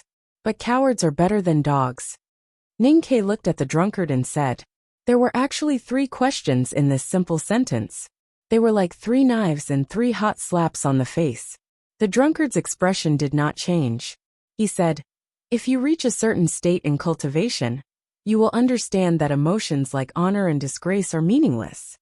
Then what's meaningful? Eternity is the only meaning of life, or the only goal that we should pursue. The drunkard looked at the sky and said, in order to reach the other side, to achieve this goal, and to fulfill the meaning of life, we are willing to pay any price. Why should we be afraid of being dogs? You should be glad that it was me and not the butcher who showed up outside Chang'an today. Otherwise, who knows what would have happened? Ning Ke said, since you are dogs, you should have been watchdogs in West Hill. This sentence was harsh, but the drunkard's expression did not change. He said calmly, the premise of eternity is existence, and the premise of existence is self. This is what we insist on. Ning Ke understood something from this conversation. He asked, is this the promise you got? The drunkard did not answer his question. He pointed at the carriage in front of the city gate and said, this is for you. At the same time, someone asked me to tell you something. Ning Ke asked, what is it? The drunkard said. He looked calm and even a little dull. It was obvious that he had memorized it, without any of his own understanding or feelings. Then he turned around and left. The flagon swayed in the spring breeze. which reminded Ning Ke of the wooden dipper on the eldest brother's waist. Even the way he walked was very similar to the eldest brother. One year in the back of the mountain of the academy, the eldest brother was walking on the mountain path in front of him. He seemed to be walking very slowly, but Ning Ke could not catch up with him no matter how hard he tried. He looked at the back of the drunkard, and his face was a little pale. He was shocked and did not pay attention to what the drunkard had told him before he left. After several months of war, the Tang Empire and the academy finally stabilized the situation at great cost. They even saw a bright future. However, at this moment, the drunkard and the butcher, who had been living in seclusion for countless years, appeared. The situation of the world was bound to undergo drastic changes because of this, and the bright road ahead suddenly dimmed. It started to rain in the clear sky. The spring rain was bone-chilling. Ning Ke looked up at the gray sky and remained silent for a long time. He walked into the black carriage and saw a black box in the corner. The black box was very familiar. Even though it was slightly deformed, he still couldn't forget it. This was because the item inside the box had accompanied him through thousands of mountains and rivers, defeating countless powerful enemies. He stretched out his finger and gently stroked the edge of the black box, causing wrinkles to appear in the dust. Then, he gently opened the box. The iron bow was still there, and the sharp arrowhead gleamed coldly, as if it had been waiting for him. The black carriage came to the shore of Yanming Lake. The horses that were urgently transferred to pull the carriage looked extremely tired. The spring rain washed away a lot of the dust on the walls of the carriage, but the array glyphs were still not activated. Lu Yiqing had been guarding the courtyard gate with his sword in his arms. Hearing the sound of the wheels rolling on the ground, he slowly stood up. Ning Ke carried the black box out of the carriage and walked towards the courtyard. Lu Yiqing suddenly felt a frightening murderous intent. The white cloth covering his eyes had been wet by the spring rain, but it suddenly became dry. He couldn't help but feel shocked, and his right hand suddenly grasped the hilt of his sword. Ning Ke didn't even look at him, and just walked past him. He didn't care that the powerhouse in the knowing destiny state from the sword Garrett might pull out his sword at any time. His expression was so calm that it was frightening. Lu Yiqing couldn't pull out his sword because there were cracks on his wrists, and blood oozed out like cracked earth. The white cloth covering his eyes was torn, and fell with the cold wind in the rain. Ning Ke walked into the small courtyard by the Yanming Lake. Lu Yiqing held the hilt of his sword and lowered his head. Blood kept dripping from his wrists, and together with the rain falling from the eaves, it made a slight pitter-patter. What a terrible murderous intent and anger. No one could see that Ning Ke was angry with the naked eye, and there was no murderous intent in his eyes. At this moment, he was like an abandoned well that no one cared about. He was so quiet that no one could see how deep he was. Yi Hongyu was looking at the plum blossoms in the rain under the porch, holding a bowl of tea in her hand. Ning Ke walked to her and asked, "You know about this?" Yi Hongyu put the bowl of tea on the stone window and said, "Just like you, I just found out." Ning Ke said, "You once told me that the academy would definitely change its mind." Yi Hongyu said, "Someone told me that." Ning Ke asked, "Who?" Yi Hongyu said, "The person who asked me to come to Chang and to negotiate with the academy on behalf of the Divine Hall is naturally the hierarch." Ning Ke said, "The hierarch lord is already a useless person. Or you are telling the truth." Yi Hongyu looked at him and said, "But after the hierarch lord returned to the Divine Hall, no one has seen him again. So even if he is already a useless person, his words are still effective. What he said makes sense. The academy's attitude will change." Ning Ke walked to the stone window and looked at the plum blossoms that grew more and more lively in the spring rain. He said, "But the Divine Hall should know what to do." Yi Hongyu looked at his back and said, "Compared to the sins of the Tangs, the Divine Hall's request is not too much." Ning Ke did not turn around and said, "It is impossible to go to the Divine Hall to ask for forgiveness. The Tangs care about their reputation. This can be removed." Yi Hongyu said, "Other than what we said last time, the Divine Hall also asked for your little emperor to abdicate, and that Her Majesty must leave Chang'an. You know why?" Ning-Ke was silent for a moment. The plum blossoms in front of him gradually turned from lively to tired under the rain. He said, "You should know very well that when there is no way out, you have to fight with your life." Yi Hongyu said, "You still have a way out. The Li family still has a prince." Ning-Ke looked at the plum blossoms and said, "I'll *CK your mother." His voice was calm and his tone was gentle, but it revealed a very firm determination. Yi Hongyu's expression did not change. She said, "My mother is already dead." Ning-Ke turned around and looked at her. He said, "Then I'll *CK you." Yi Hongyu said, "Haoyan did not give the academy too much time to consider. I think what you need to do now is not to vent your anger and fear, but to discuss with others." Ning-Ke stared at her eyes for a long time and then turned to leave. Yi Hongyu stood by the stone window and was silent for a moment. Then she picked up the remaining tea. The golden tea in the bowl rippled.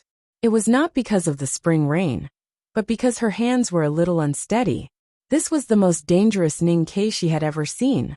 Although he did not seem to do anything, with a calm expression and a steady tone, he was actually on the verge of exploding with anger. If she couldn't calm him down, then Ning-Ke might really use the power of the God-stunning array to kill her, or rape her at all costs. This is 2,000 words. I will write another 5,000 words today. As for that sentence, please don't accuse me of keeping you in suspense. It is because I have thought about it for a few days, and still could not figure out how to say it. I have already determined the content and purpose, but I need the right words. To be continued. If you like this work, please come to Chidian.com to vote for it. Your support is my biggest motivation.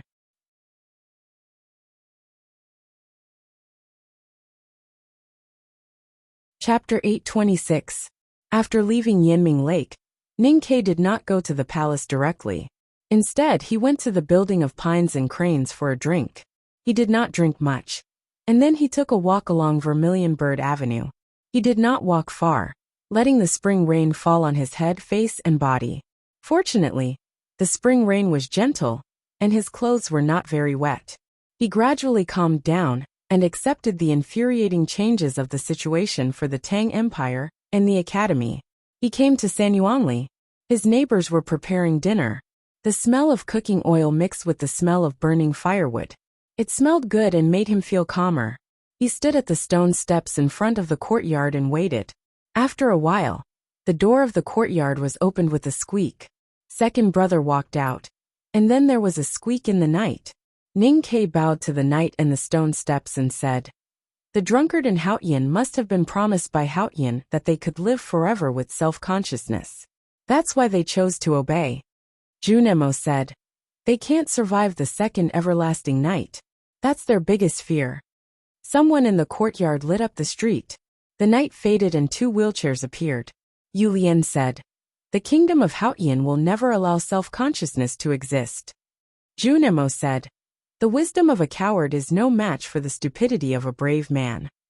Eldest brother did not participate in the discussion of his younger brothers and sisters. He looked at the night sky quietly, at the bright moon behind the rain clouds, as if he was looking at the kingdom of Haoyan that would never return. Junemo looked at Ning-Ke and said, "Sometimes anger can bring courage, but most of the time it is meaningless." Yu Lian looked at Ning-Ke and said, "Now that you have calmed down, let's continue." Ning-Ke understood what his senior brother and senior sister meant and asked, "How?" Yu Lian said, "You can talk however you want." Ning-Ke recalled that he and the Empress had said something similar, and looked a little bitter. Eldest brother withdrew his gaze from the night sky, and looked at him with a smile. "Little brother, do your best, okay?" It was very quiet in the main hall. Even the light from the candles seemed a little cold. All the eunuchs and palace maids were isolated far away. Only the Empress and Ning-Ke were in front of the table. The Empress looked at the letter with the yellow cover on the table, and did not speak. Ning-Ke looked at the summary dossier of the West Hill Divine Palace's diplomatic corps, and remained silent. However, he could not remain silent forever. Are there really cultivators who have survived the everlasting night? The Empress looked at Ning-Ke and asked. She still found it unbelievable. Ning-Ke thought for a while and said, "A sage appears every 1,000 years.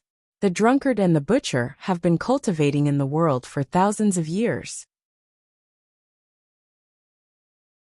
Even though he did not show his divinity outside the city, his state must be beyond the imagination of most ordinary people. In other words, worldly martial arts means nothing to him.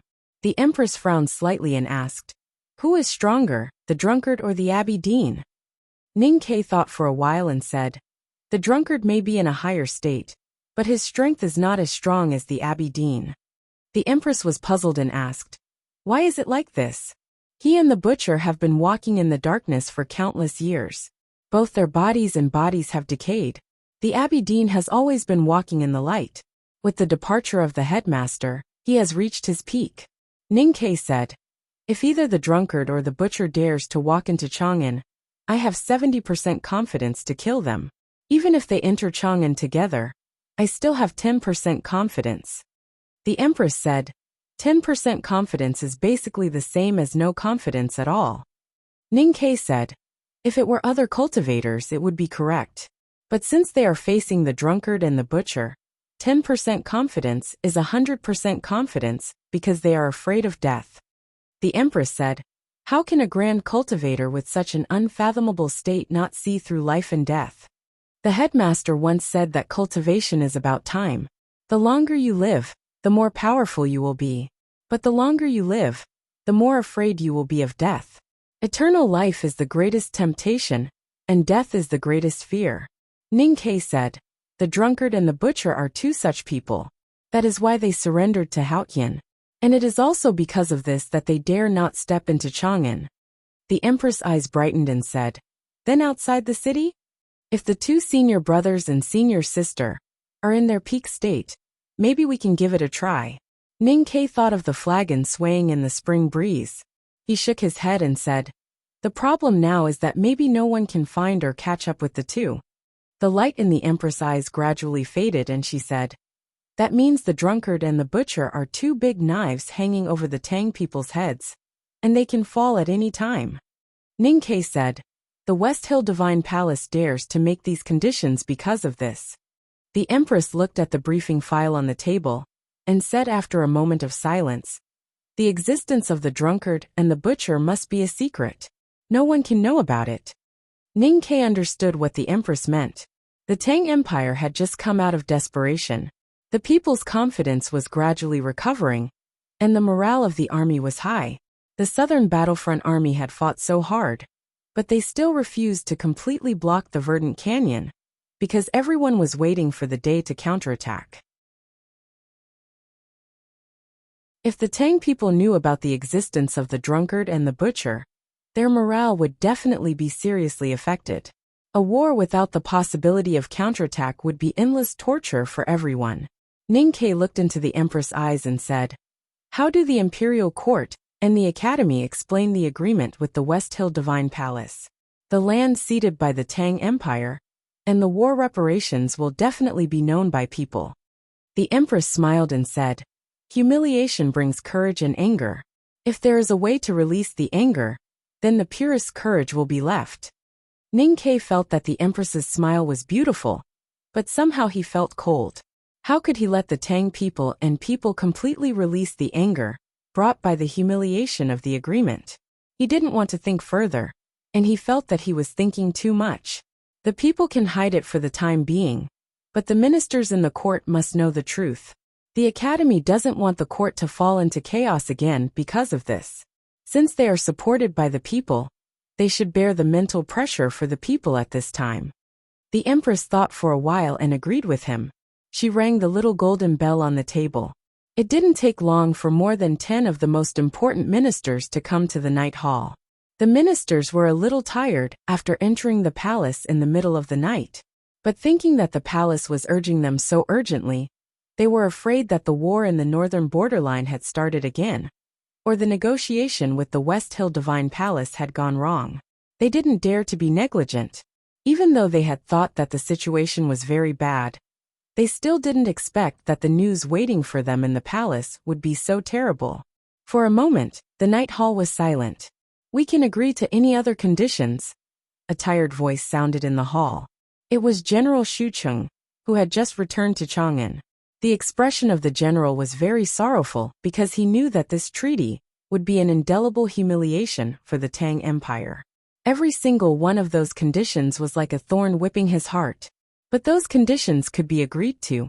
Under such a serious situation, the Tang Empire had no other choice. But one of the conditions proposed by the West Hill Divine Palace was unacceptable. He looked at the Empress and Ning Ke and said word by word, "We can't give up the Xiangwan Plain." The western army of the Tang Empire withdrew from the Pamir Mountains, and most of them joined the northern army under the command of General Su Qi. They were prepared for the possible war with the Golden Tribe cavalry in late spring. General Xu Cheng returned to Chang, and so that Su Qi could lead the two armies. At the same time, the military ministry of Chang and needed a powerful general. He objected to the ceding of the Xiangwan Plain, not because the military couldn't bear the humiliation, but because of the importance of the Xiangwan Plain. The Xiangwan Plain was located in the south of the 7 stockade villages in the northern borderline of the Tang Empire. It was a natural grassland that stretched for thousands of miles. It was the most suitable place for raising horses, and it was also the main source of the Tang Empire's war horses. One of the important reasons why the Tang Empire's cavalry could dominate the world was that the Xiangwan Plain had been providing the best war horses for thousands of years. The most important condition of the West Hill Divine Palace's negotiation was to cede the Xiangwan Plain on behalf of the Golden Tribe Royal Court, which was absolutely unacceptable to the Tang Empire. Last autumn, the Golden Tribe Royal Court's cavalry invaded the south like a pack of wolves. The Tang Empire's internal strife was still ongoing. The cavalry that followed His Majesty to the wilderness was trapped in Helan City. The northern army was seriously unprepared, and the 7 stockade villages were defeated one after another. However, even under such a serious situation, General Su Qi never thought of retreating. The northern army paid an unimaginable price and finally stopped the Golden Tribe cavalry from advancing 100 miles to the south of the 7 stockade villages. Why? Because the Tang Empire had to keep the Xiangwan Plain. The horse farm was the foundation of the Tang Empire's prosperity for thousands of years. It was the foundation of the Tang Empire's army. It could even be said that the Xiangwan Plain was the Tang Empire. The Golden Tribe Royal Court's cavalry was the Tang Empire's greatest enemy. If the Xiangwan Plain was ceded, the Golden Tribe Royal Court would definitely become more powerful, and the Tang Empire would become weaker. A civil official said in confusion, "Compared to ceding Dongshan County, this grassland is nothing. Even if we lose some war horses, we can always get them back from the Golden Tribe in the future." Even at this moment, the officials of the Tang Empire still had a strong sense of optimism and confidence. Xu Qing said coldly, "The divine halls of West Hill want us to pay for the war horses and cede the Xiangwan Plain. In the future, even if the Tang Empire has good armors and weapons, it will have no mounts. How can we get them back? Since they have made such a plan, they will not leave any loopholes. They are trying to destroy the foundation of the Tang Empire." He was most worried that the Empress and the Academy did not understand the importance of the Xiangwan Plain. He looked at Ning Ke and said sternly, "If we cede the Xiangwan Plain to the Golden Tribe Royal Court, the Tang Empire will not be far from being destroyed." The Empress looked at Ning Ke and said, "If we cede the Xiangwan Plain, the Tang Empire will not be able to recover within 100 years. The divine halls of West Hill must be aware of this. That's why they made such a request." Ning Ke looked at the files on the table and did not make a decision for a long time. There is a chapter of 2,000 words left. Try to finish it before 2:30. To be continued. If you like this work, please come to Chitian.com to vote for me. Your support is my greatest motivation.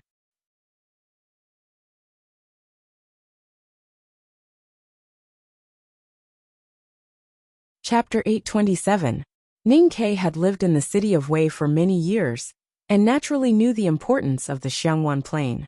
The war in the human world was divided into two sides. The Academy would fight against the drunkard and the butcher, and the Sage of Sword Lu Bai and the reclusive sublime beings of Taoism. The rest of the enemies would be wiped out by the Tang cavalry. The cavalry of the Tang Empire was the strongest cavalry in the world. As long as they adapted to the battlefield, they could directly kill all the cultivators in the 5 regions. What happened in the Verdant Canyon would not happen again, because there was no second academy in the world, and no one in the back mountain of the academy. If the Tang Empire really agreed to the conditions of the West Hill Divine Palace, and ceded the Xiangwan Plain to the Golden Tribe Royal Court, it would be equivalent to cutting off its own arms and giving up its most powerful weapon. No matter what, Ning Ke should not have agreed to this condition, but he was clear about the key point of the divine halls of West Hill's negotiation, and even the real purpose of the drunkard's appearance in Chang, and was Xiangwan Plain. The night hall was silent.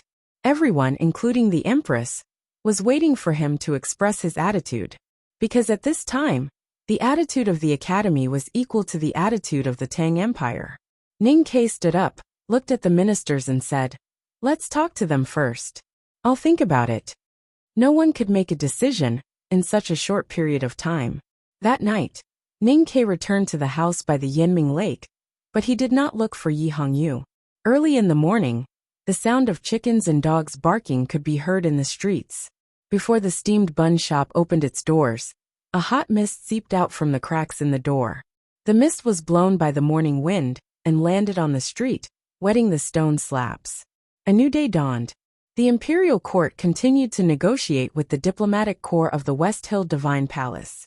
According to the news from the palace, the Divine Hall seemed to be very tough, which was different from a few days ago, especially when it came to the cession of the Xiangwan Plain. Ning Ke understood where the Divine Hall's confidence came from. He waved his hand to let the official of the Imperial Center Administration leave. He got up and had a bowl of porridge. Then he came to the plum garden, pushed open the door and walked in. Yi Hongyu liked to take a bath in the morning, because she liked to spend every day refreshed. When Ning Ke walked into her room, she had just come out of the shower. Her wet, black hair fell over her bare shoulders, the ends dripping with water, covering her breasts. Yi Hongyu glanced at him, and walked to the bronze mirror to comb her hair. She asked, "Have you decided?" As she combed her black hair was combed from the front to the back, and it could be seen clearly in the mirror. Ning Ke asked, "Decide what?" Yi Hongyu said, "Sign it." Ning Ke shook his head. Yi Hongyu saw him shake his head in the mirror, and her hand that was holding the comb stiffened. She said, "I thought you had made up your mind, so I was unhappy and wanted to rape me." Ning Ke said, "Although you are very beautiful." Yi Hongyu said, "Even thinking about it, it's not a good thing." Ning Ke said, "At least I haven't thought about it." Yi Hongyu said, "I am not wearing any clothes, but you are staring at me. What are you thinking about?" Ning Ke said, "This is my home. Besides, I've already seen you naked in the swamp in the wasteland." Yi Hongyu asked calmly, "I've never asked you before. Does it look good?" Ning Ke thought for a while and said, "Your body is indeed very attractive, but I have no interest in your gown of judgment and the money under your skin." Yi Hongyu got up and put on the blood-colored robe of judgment. She began to draw her eyebrows in front of the mirror. The robe of judgment was a combination of holiness and coldness. It looked even more attractive when it covered her delicate white jade-like body. Ning Ke knew that there was nothing under the robe. She did not wear the maidservant dress, because she was the great divine priest of judgment. The Tang Empire cannot keep the Xiangwan Plain. The Divine Hall can make concessions in any aspect, but not the Xiangwan Plain. Otherwise, the war against the Tang Empire will be meaningless, she said as she drew her eyebrows. Ning Ke looked at the charcoal pencil that was drawing between her eyebrows and said, "Life is not for." Before he could finish, Yi Hongyu said, "People in the academy live for meaning, but more people live for meaning. The Divine Hall has to give an explanation to all the countries in the world." Ning Ke said, "I think the other conditions are enough." Yi Hongyu put down the eyebrow pencil and took out a piece of red rouge paper from her makeup box. She looked at Ning Ke in the mirror and said, "Then how will the Divine Hall explain to itself in Haotian?" She gently pursed her lips, which were as bright as red plums. Then she turned around and looked at Ning Quebec. She tore the rouge paper in her hand into two. We all understand that when the Tang Empire and the Academy recover, any agreement will be useless. We can't let the Tang Empire continue to be powerful. Therefore, the Xiangwan Plain must be ours. The West Hill Divine Palace's diplomatic corps was still tough. The officials of the Tang Empire, who participated in the negotiation, were in a very passive position. Perhaps some hot-blooded young official leaked the news, but the details of the negotiation and the humiliating conditions from the Divine Hall were gradually known by the people of the Tang Empire. In particular, the two conditions of ceding the Xiangwan Plain and Dongshan Commandery made the Tang people extremely angry. The Tang Empire had never been so humiliated in thousands of years. From the northern borderline to capital Chung, from the Pamir Mountains to the Vermilion Bird Avenue, countless people from the Tang Empire had died in this war before the situation was finally reversed. They did not lose the war. Why did they have to sign such a humiliating treaty? For a moment, the whole city was in an uproar. The hawkers were not in the mood. The hot and sour noodle slice soup seemed to have lost some of its flavor. They were not in the mood to do anything. Who could sit at home peacefully? Countless citizens, students, and injured soldiers who had retired from the front line spontaneously came to the square in front of the palace. No one made any trouble or even made any noise. Thousands of people just stood outside the palace in silence. They stood in the cold spring rain until late at night and still did not disperse. Thousands of people gathered together, but there was no sound. The silence outside the palace was an indescribable pressure for the people inside. The officials who knew the inside story suddenly aged a lot. Many people were waiting that night, and some were doing other things. It was not that they did not have the anger of the ordinary Tang people, but because they had to start thinking about the future. At the back of the mountain of the academy, Muyu carried a wooden basket and walked among the clouds on the mountainside. Every once in a while, she would take out a small flag from the basket and stick it in the soil or between the mountain rocks. The tactical array of the cloud gate was taught to her by the headmaster of the academy. It was an important protective array for the back of the mountain. When she was in the verdant canyon, there was no one to control the tactical array. It was broken by the hierarch of the West Hill Divine Palace and was severely damaged. Although the Abbey Dean was seriously injured now, the drunkard and the butcher were like new dark clouds hanging over the hearts of the disciples of the academy. She had to hurry to repair them so that she could be at ease. The blacksmith house by the stream was still quiet. The sixth brother leaned on the iron hammer and looked at the forest at night in a daze. A gentle voice came from the room behind him from time to time. One is limitless, and the other is almost immortal. It seems that no one can kill them as long as they don't enter Chang'an. But I always remember what the headmaster said. The eldest brother gently moved his fingers in the yellow sand of the river and mountain sandbox, and said gently, "Except for Haotian, there is no omniscient and omnipotent person in the world. In this case they must be killed. So we should start to calculate now. I think it will be a very complicated work." The fourth brother said, "I'd like to discuss it with you." Yulian sat on the edge of the cliff and meditated. Her fingers wrote in the wind from time to time. Tang Xiaotang widened the stone steps on the steep mountain road. The blood-red giant knife in her hand became more and more like a big iron stick. The little white wolf was lying on the stone steps above board. The wind suddenly rose among the cliffs and went straight to the night sky. It blew away the clouds and revealed the bright moon. The little white wolf began to howl at the bright moon. But its voice was still tender without any momentum. Junemo stood by the pool. Zhang San and Li Si welcomed the washing of the waterfall. He was comprehending the swordsmanship. The big white goose beside him washed its feet in the pool water. The little white wolf's howl came from the cliff. The big white goose raised its head and looked at the cliff contemptuously. Then it bent its neck and sang to the moon. Quack! At this time, Ning Ke was standing on the corner tower of the imperial city. He looked at the bright moon in the night sky and the dense but quiet crowd under the city. He seemed to hear something and then remembered something. He laughed. "Good night." See you tomorrow. To be continued. If you like this work, please come to Chidian.com to vote for me. Your support is my greatest motivation.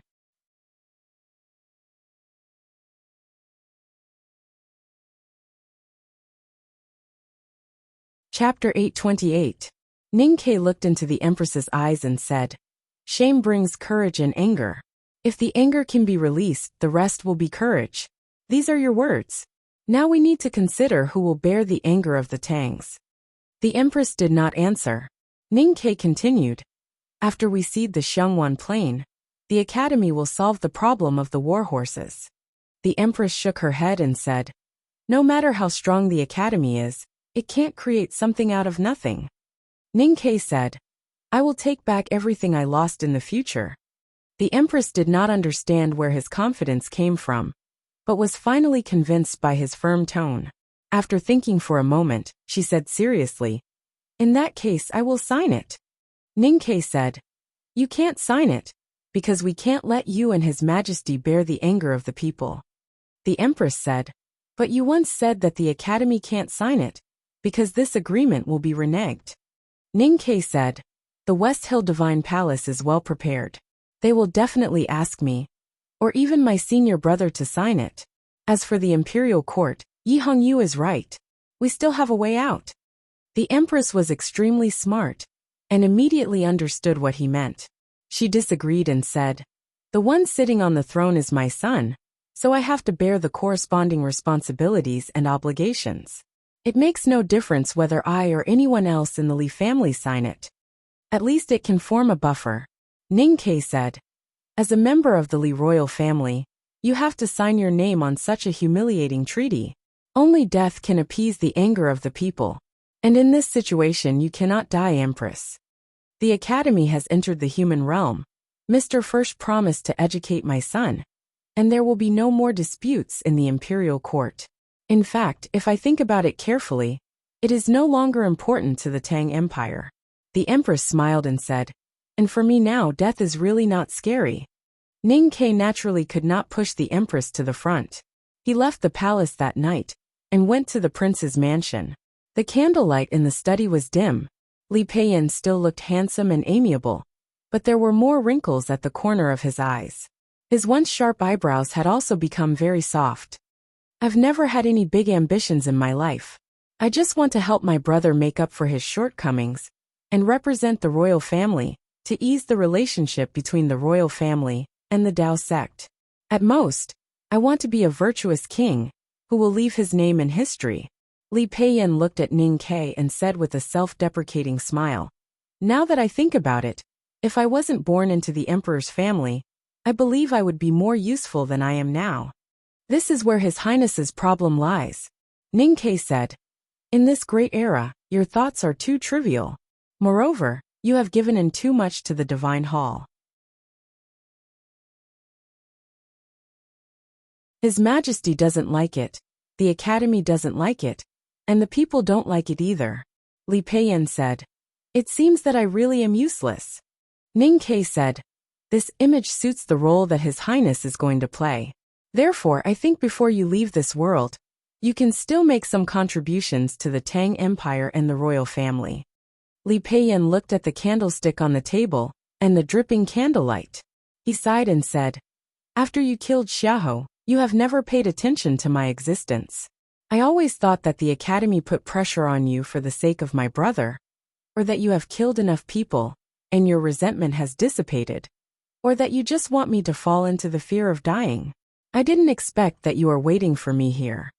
No one can calculate what will happen years, or even decades later like Haotian, and I can't think so far ahead. It's just like what third senior sister once said, some people are more useful alive than dead. Useful and dying at the right time. Yes, Ninkei, you are indeed the most cold-blooded person in the world." Li Peiyan sighed and praised. Now that the Tang Empire is in a precarious situation, it needs a cold-blooded and realistic person like you to protect it. Ninkei said, "Everyone has the right to say that I am cold-blooded, but His Highness doesn't."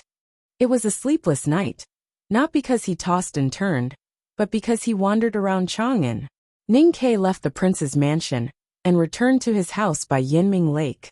He went to see Yi Hongyu and said directly, "The Academy and the royal family cannot go to the West Hill Divine Palace to apologize to Haotian."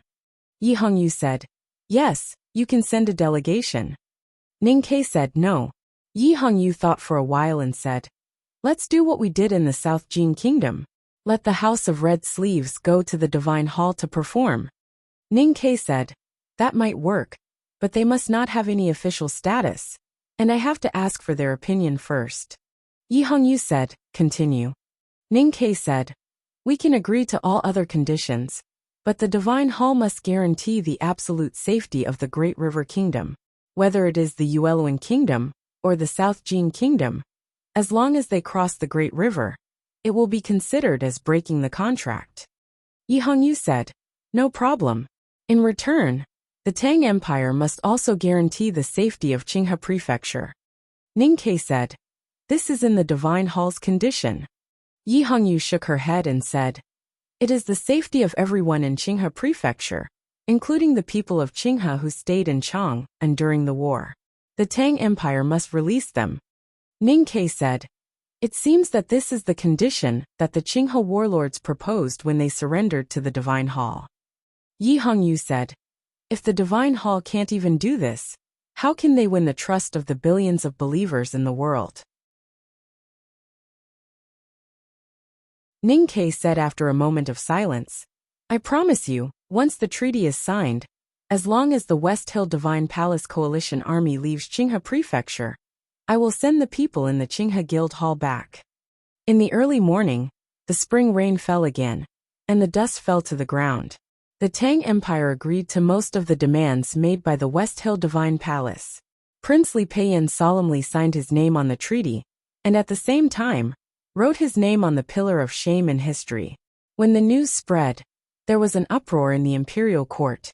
No one knew what had happened in this long night, and why the bigwigs in the palace dared to sign the treaty, even though they would be condemned by the whole world.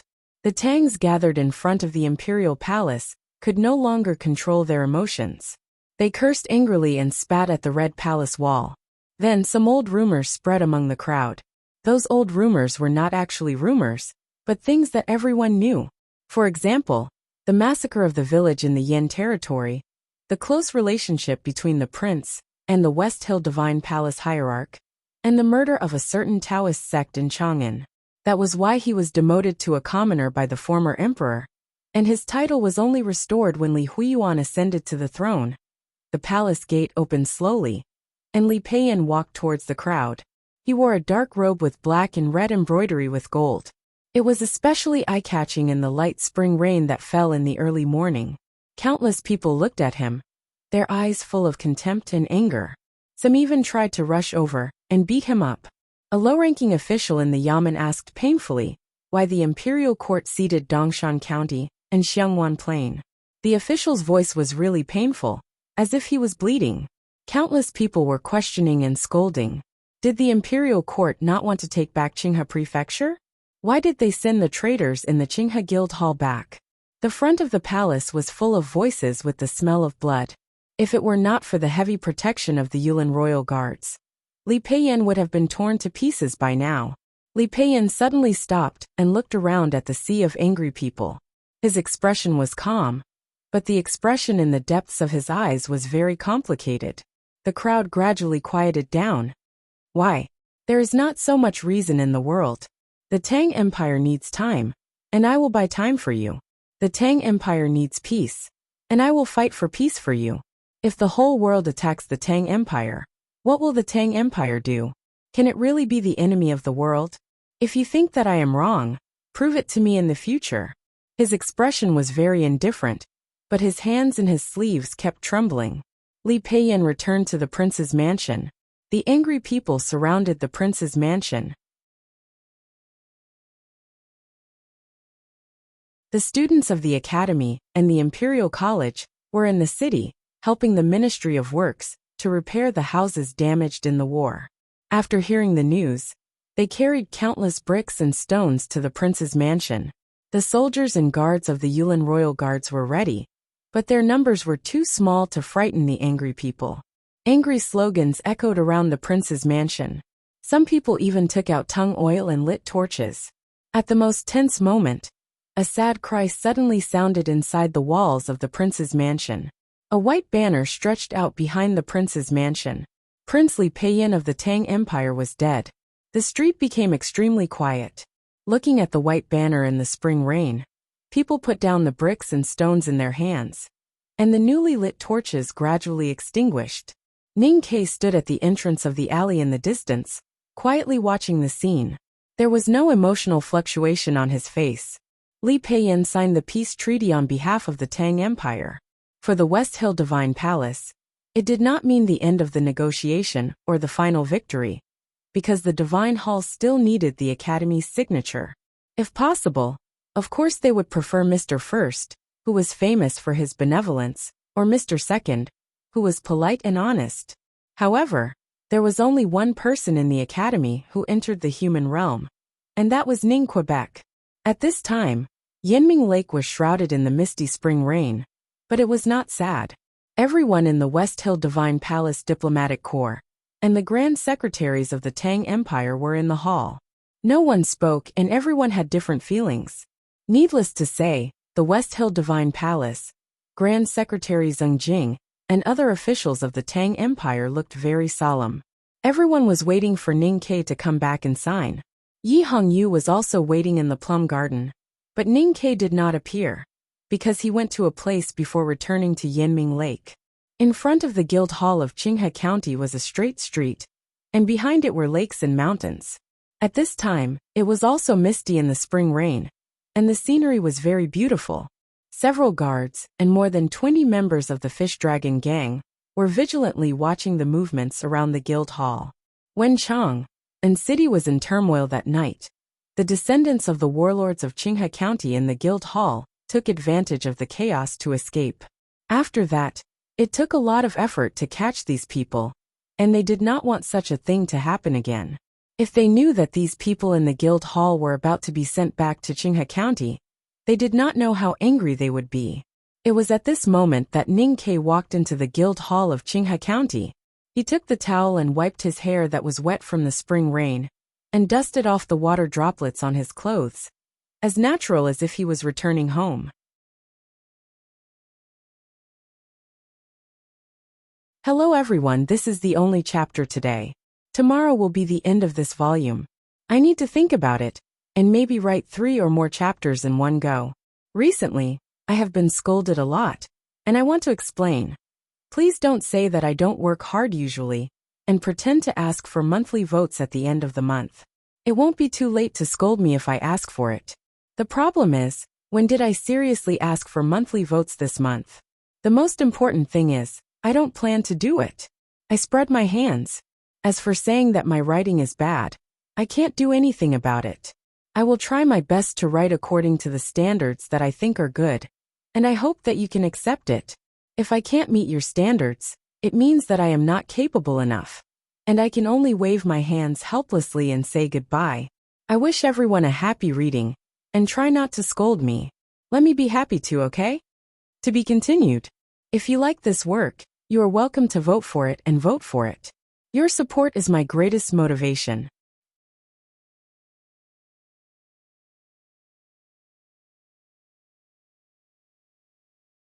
Chapter 829. The war against the Tang Empire began with a conspiracy in Chengjing City of the Yan Kingdom, but the real turning point was in Qinghe County. The rebellion of the warlords in Qinghe County led to the destruction of the Tang Navy, and the lake in the Great Swamp was dyed red. After that, the West Hill Divine Palace Coalition Army invaded the north, and the Southern Army could not help in time. If the disciples of the Academy had not paid a heavy price to defend the verdant canyon, the Tang Empire would have been destroyed. This was the first rebellion since the founding of the Tang Empire. According to the news afterward, the scene was extremely bloody and tragic. Therefore, compared to the powerful West Hill Divine Palace and the Golden Palace, the warlords in Qinghe County were the targets of the Tang Army's anger. The warlords in Qinghe County still followed the old rules. In order to gain Liyu's trust and ensure the suddenness of the rebellion, they left hundreds of their clansmen in Chang, and city as hostages. Many of these clansmen were important figures in the warlords. When the news of the rebellion reached Chang'an City, these people naturally became the top priority of the Tang Empire's surveillance. The people in the guild hall had tried to escape, and almost succeeded. In the end, they were captured by the ugly prefectural magistrate of Chang'an City, Shangguan Yangyu. From then on, they could not step out of the guild hall. There were two different opinions on how to deal with the descendants of the warlords in Qinghe County. One faction thought that they should be killed as quickly and cruelly as possible. Only then could they intimidate the rebel army in Qinghe County. At the same time, they could offer sacrifices to the spirits of the Tang Navy and hundreds of martyred officials. The other faction thought that if they wanted to intimidate the rebel army in Qinghe County and restrain the warlords, they should control the descendants of the warlords and use them as bargaining chips. With the arrival of the West Hill Divine Palace's diplomatic corps, especially with the sudden change in the situation, the agreement between the two sides was about to be signed. Whichever faction's opinion was no longer important. The Tang officials could only watch as these people were taken out of the guild hall and sent back to Qinghe County. No matter how unwilling they were, they could only remain silent. At this moment, Ning Ke walked into the Qinghe County Guild Hall. He was greeted by a middle-aged official. He wore a Tang official uniform, but did not wear a crown. He had straight eyes and looked dignified. "Greetings, Mr. 13. The middle-aged official said calmly and politely. Ning Ke said, "Since you don't admit that you are a Tang, why are you still wearing our official uniform?" The middle-aged official's name was Cui Yuan. He was the second son of the old master of the Cui family in Qinghe County. He had been an official in Chang'an for many years. Before the war, he had held a noble position in the Ministry of Rights. Although the Clear River County Guild Hall was under the strictest surveillance, the imperial court didn't deliberately humiliate the descendants of the major clans. They were provided with their daily necessities as usual, but there was no such thing as casual clothes when there were hundreds of people living in the guild hall. That was why Cui Yuan always wore his old official robes. Cui Yuan's smile was somewhat bitter as he said, "I am an official of the Tang Empire. The elders in my clan were foolish and muddle-headed, and dared to have thoughts of betrayal. This has nothing to do with me." Ordinary people might have some considerations because of these words, but not Ning Quebec. He didn't care whether Cui Yuan's current attitude was sincere or not. All he knew was that this person was Old Master Cui's second son, and an important character among the clans. He said, "I heard that Old Master Cui has a few beloved grandsons who are also in the guild hall." Cui Yuan looked at his expression and knew that there was no need to hide anything in front of Mr. 13. He bowed deeply inside, saying, "Please calm down, sir." Ning Ke said, "Calming down is like being careful. It is very difficult. Moreover, the Tangs have always thought that Qinghe County belongs to us. The rebellion of the clans is like stabbing us in the back.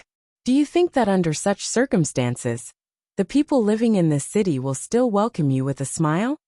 Cui Yuan's expression was a little ugly as he said, "The clans have been scholars for thousands of years. They have a longer history than Chang'an. Now they just want to return to thousands of years ago.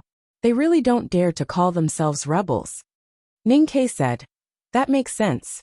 I know what you are worried about. Otherwise, with the conduct of the clans, even if I am trapped here and an unwelcome guest, I would still have a cup of tea." Cui Yuan said with a bitter smile, "Who doesn't fear death? I am overly worried, sir. Please forgive me." Ning Ke said, "Even though I cannot calm down, I have to tell you something unwillingly today.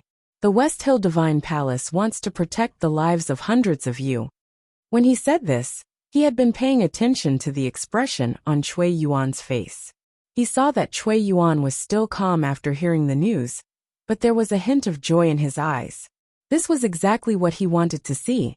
Cui Yuan bowed deeply to him again, and said with a trembling voice, "Even though I know how angry you are, I am still very grateful.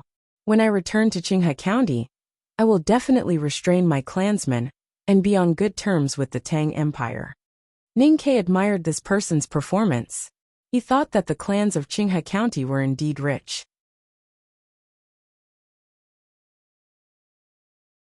Even a man who was sent to the capital as a hostage could still perform extremely well under such circumstances. He did not reveal any words or aura that might make the Tangs unhappy or angry. He said, "I don't understand the intentions of the West Hill Divine Palace." Cui Yuan thought to himself, "How could you not know? You are asking this question just to hear me out," he said bitterly. "If we cannot protect Qinghe County, who in the world would dare to trust the Divine Hall?" "That makes sense," Ning Ke said thoughtfully. "The reason is not about the loudness, but the strength of the fist. The Divine Hall's fist is bigger now, so they are more reasonable." Cui Yuan said harmoniously, "The academy is only temporarily leading the way. Why are you so modest?" "I have never liked to be modest. Even in the world, the fist of Haotian Taoism is bigger now. But in Chang'an, the fist of the academy is definitely bigger. So I have decided to be reasonable first." Ning Ke looked at him and said, "You said that if we cannot protect Qinghe County, who in the world would dare to trust the Divine Hall? This is very reasonable. So why don't I kill you?" Cui Yuan frowned in confusion.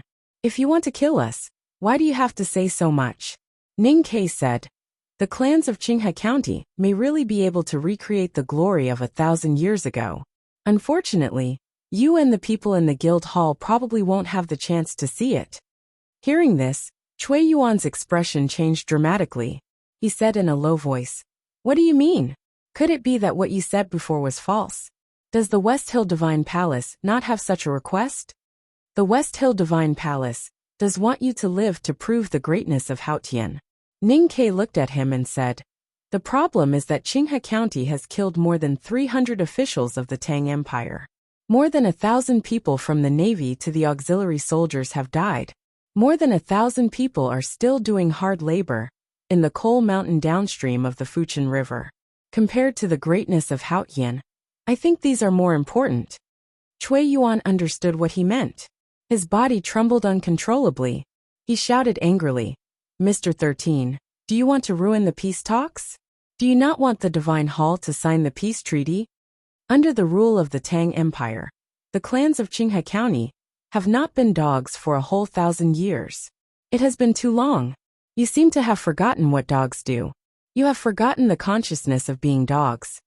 Ning Ke said, "You do have to look at the owner before you beat the dog. The owner will definitely want to protect his own dog. But if I really kill all of you, what can your owner do? At most, I will pay some money.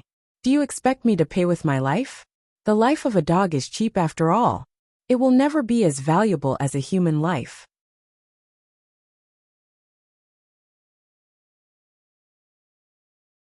Since the day Qinghe County rebelled, you have become the dogs of the West Hill Divine Palace. Your life is worthless." Cui Yuan stared at him and shouted sternly, "If you want to kill us, just come. We have been waiting in the guild hall for so many days. We never thought that we would be able to leave alive. Even those children are prepared to die. Why do you have to humiliate us with those words? Is this how the Tangs do things? I know that you are prepared to die. I told you the Divine Hall's request earlier not to humiliate you, but to hope that you can have hope again. Hope is so beautiful. The despair that follows is so painful, just like the soldiers who died in the hands of the clans." Ning Ke said, "This is indeed not the style of the Tang army and people, but I have always been an atypical Tang. In order to return pain to my enemies, I can do many things. I will be very patient. You will be the first to experience it, but you will not be the last." Cui Yuan's face was extremely pale. When he heard that the West Hill Divine Palace had asked the Tang Empire to send hundreds of his clansmen back to Qinghe County, there was a flash of joy in his eyes. But that joy had long disappeared. He could not see any hope. There was no calmness left, only despair. "I vaguely heard some suppressed cheers earlier. I think our conversation must have spread throughout the guild hall. Thinking that those cheers will soon turn into cries of pain, I feel happy both physically and mentally." After saying this, Ning Ke pulled out his padao and moved forward. With a soft sound, the sharp and heavy blade slowly pierced through Cui Yuan's abdomen. Ning Ke began to pull out the knife. His movements were very slow and gentle, so Cui Yuan was in great pain. Cui Yuan covered his bleeding abdomen and slowly sat down on a chair. His face was pale and his chest was heaving. He seemed to be in great pain, but he could not die immediately. Ning Ke carried his knife and walked to the entrance of the Qinghe County Guild Hall. The disciples of the Yulin Royal Guards and the Fish Dragon Gang's Hall of Discipline had already surrounded the Qinghe County Guild Hall. Ning Ke ordered, "Kill those wearing the Tang Empire's official robes slowly. Also, don't forget to take off your robes when you collect the corpses. Kill those under 14 years of age quickly." "Yes, sir." The Yulin Royal Guards and the Fish Dragon Gang responded in unison and walked past him with murderous intent. In the guild hall, a young man from Qinghe County ran down the stairs and hugged Cui Yuan's dying body in the chair. Tears streamed down his face as he cried, "Father!" A man from the Fish Dragon Gang chopped him down in a pool of blood. The massacre in the Qinghe County Guild Hall had officially begun. There were dead people everywhere, and blood was flowing everywhere. The sound of the blade cutting into flesh and the miserable cries drifted far away along with the spring rain. Ning Ke carried his padao and stood at the threshold of the Qinghe County Guild Hall, watching the lingering spring rain. The rain on his clothes had already dried, but there was a lot of fresh blood on them. Whether it was the Yulin Royal Guards or the Fish Dragon Gang, they were hesitant to kill some special targets. Ning Ke did not give them time to hesitate, and chose to let his iron knife be stained with blood. He did not wipe the blood, because it would probably not be clean no matter how hard he tried. Continue writing. Try to update the second chapter before 12:30. To be continued. If you like this work, please come to Chidian.com to vote for me. Your support is my greatest motivation.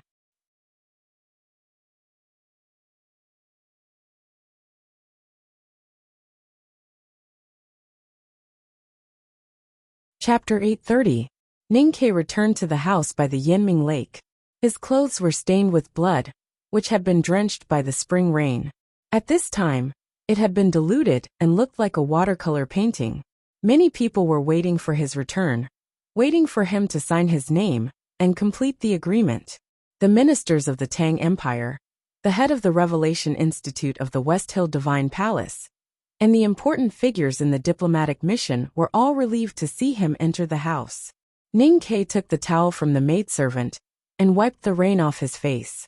He walked to the table and read the detailed clauses in the agreement. Without any hesitation, he picked up the brush and prepared to sign. The head of the Revelation Institute looked at the blood on his clothes and suddenly had a bad feeling. He said in a low voice, "Wait, where did Mr. 13 go?" Before Ning Ke could answer, someone came to the Yanming Lake in the rain and told everyone in the room about the bloody incident in the Guild Hall of Qinghe County. The hall suddenly became quiet. The members of the West Hill Divine Palace's diplomatic mission looked terrible. Lu Yiqing lowered his head and held the hilt of his sword tightly. Xie Qingyan looked at Ning Ke in shock. He could not imagine that his former classmate could be so cold-blooded. The officials of the Tang Empire were also shocked, but their emotions were completely different from the West Hill Divine Palace. Zheng Jing, the Grand Secretary, looked at Ning Ke and nodded slightly in approval. General Xu Cheng, who had been sitting silently in the corner, slammed the table hard and shouted, "Good job."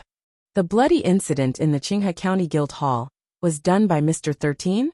The head of the Revelation Institute stared into Ning Ke's eyes and asked coldly. Ning Ke said, "Do I need to report to you? So you admit it?"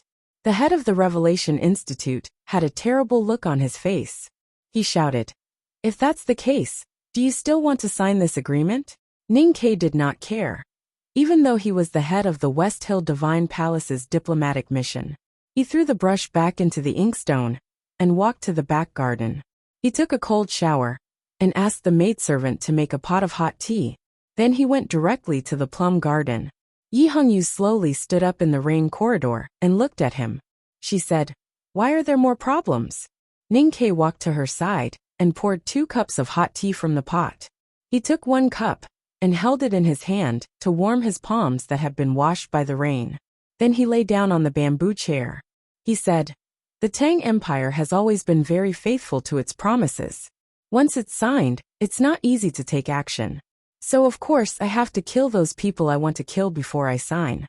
Yi Hongyu stared into his eyes and said, "You promised that I wouldn't touch them." Ning Ke pushed the teacup to her and said, "I promised you that I would send back the descendants of the clans in the Clear River Guild Hall. I didn't say that I would definitely send them back alive. Their corpses are all outside the courtyard. If the Divine Hall is interested, they can bring them back to Clear River at any time. I have no interest in collecting their corpses." Yi Hongyu said, "Do you think this is interesting?" Ning Ke said, "Of course it's interesting. Otherwise, why would I do it? Even if you think word games are boring, you have to understand that I haven't signed that piece of paper, so I can do anything." Yi Hongyu said, "Aren't you worried that you will anger me? Anger can't decide the outcome. Just like how you have angered me long ago. I can't kill you because I can't control the situation. Similarly, you can't decide everything. Regardless of whether it's the hierarch or the person hiding behind the scenes, they all need you to bring the agreement back to the Divine Hall. So your anger can't affect anything." Ning Ke took a sip of tea and said, "Moreover, we have already given you what you want the most. Those people in the Clear River Guild Hall are just accessories and not important at all." Yi Hongyu said, "It's not up to you to decide whether it's important or not. The clans in Qinghe County are just a group of dogs raised by the Divine Hall. You might be angry that these dogs have been killed, but you won't go so far as to fall out with the Academy just because of this. On the contrary, don't you think that it's not a bad thing for the Divine Hall to let me vent my anger?" Ning Ke smiled and said, "Also, I might not be able to decide whether this matter is important to you, so I did it first before telling you. This is helping you make the decision." The spring rain was pattering in front of the eaves, and the sky was a little dark. The robe of judgment on Yi Hongyu's body was like a blood flag, but it could not cover up the smell of blood coming from Ning Quebec. He had already taken a bath, but the smell of blood was still strong. He really didn't know how many people he had killed in the Clear River Guild Hall. No matter how much bitter tea he drank, it would be difficult to cleanse his heart. It was quiet in the corridor for a long time. Yi Hongyu said, "It's all over." Ning Ke said, "Or it's just the beginning." Yi Hongyu looked at him and asked, "Will you still kill people like today in the future?" Ning Ke thought for a moment and said, "I do have many people I want to kill." Yi Hongyu raised her eyebrows slightly and said, "Your name will be on the agreement." Ning Ke smiled and said, "You know how shameless I can be." Yi Hongyu said, "Even in the name of the Academy? I have never cared about my teacher's reputation." Ning Ke put down the teacup and stood up to stretch. He called out to the spring rain in front of the eaves and said, "If the Divine Hall cares, I can quit the Academy at any time."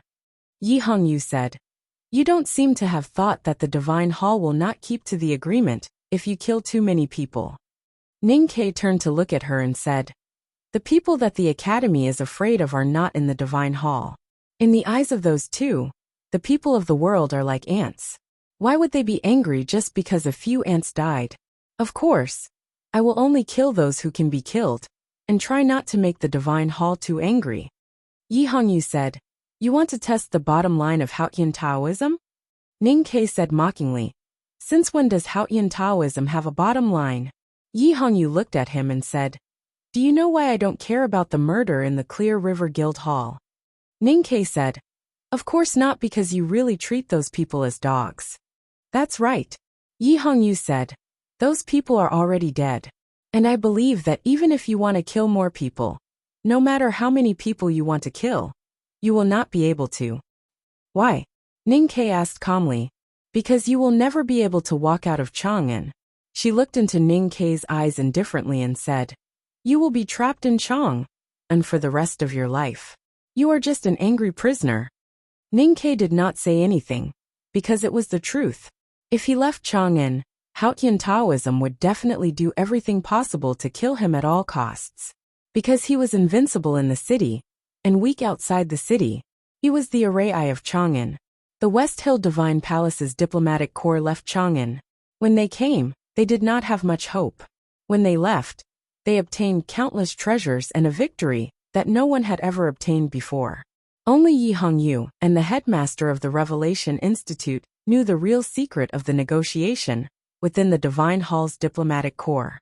The headmaster of the Revelation Institute was not satisfied with the agreement because he knew that Haotian Taoism had two hidden grand cultivators with unfathomable states. Instead, he was puzzled. He did not understand why the West Hill Divine Palace did not take this opportunity to continue their war against the Tang Empire. Instead, they chose a truce. Yi Hongyu looked at the shadows of willow branches in the rain outside the window and thought to herself, drinking can kill, writing hairpin-style small regular script can kill, and reading can kill. No one except Divine Lord Lotus wants to see such a world. Moreover, Mr. First has learned how to fight. Jun Mo does not even pick up his crown when it falls to the ground. Mr. Third is the cicada, and Ning Ke is not afraid of death anymore. Who dares to say that they will win against such an academy? Ning Ke stood under the southern city gate and looked at the falling rain. He said, "The rain is getting lighter."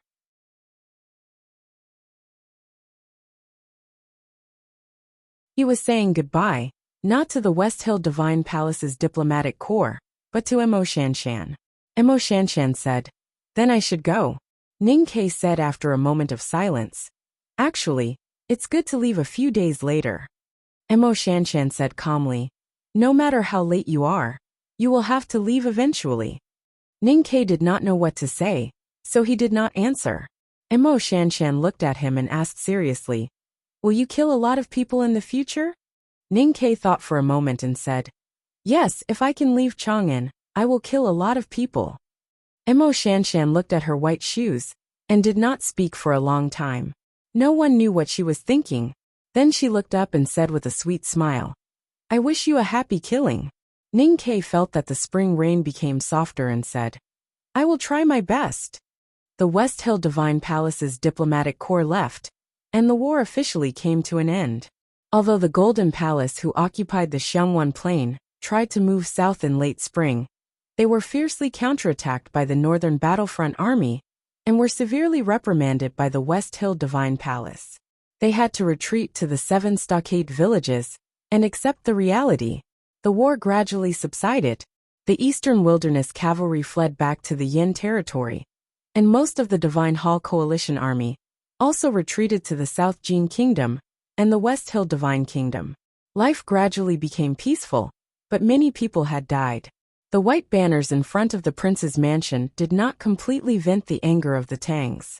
The imperial court did a lot of work for this, hoping to direct the anger to the right target, such as Haotian Taoism. Ning Ke did not care about these things. In peacetime, the back of the mountain of the academy still followed the law of not interfering with the imperial court. The most important thing was that he was not in the mood to care about these things. He wanted to leave the city. He had not left Chang'an for many days. Many people wanted to enter Chang'an, but they could not because he was in the city. He wanted to leave the city, but he did not dare to, because in a small town outside the city, someone was drinking and eating meat. Ning Ke found that he had become a prisoner in this city, just as Yi Hongyu said. He still had many unsolved mysteries in his heart. Who found the drunkard and let him come to Chang'an? Why did that person return the carriage and iron arrows to him? Why did that person let the drunkard tell him that? Every death in the world is a reunion after a long separation. What did that mean? He had thought of a possibility, but his reason told him that it was the least possible. Therefore, he was trapped in the city. I will try to finish the 3rd chapter before 3:30. To be continued. If you like this work, please come to Chidian.com to vote for me. Your support is my biggest motivation.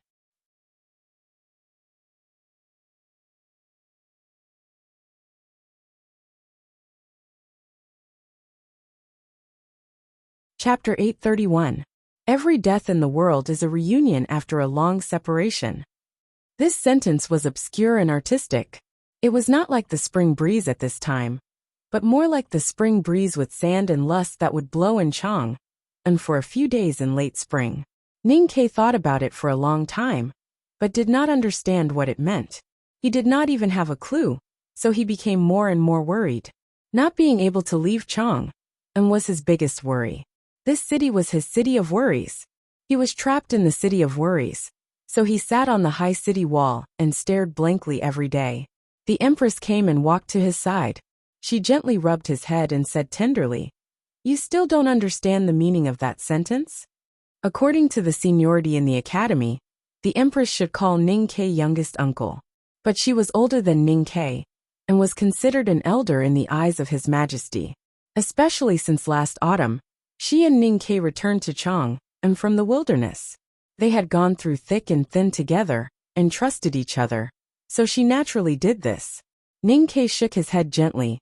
He did not understand the sentence.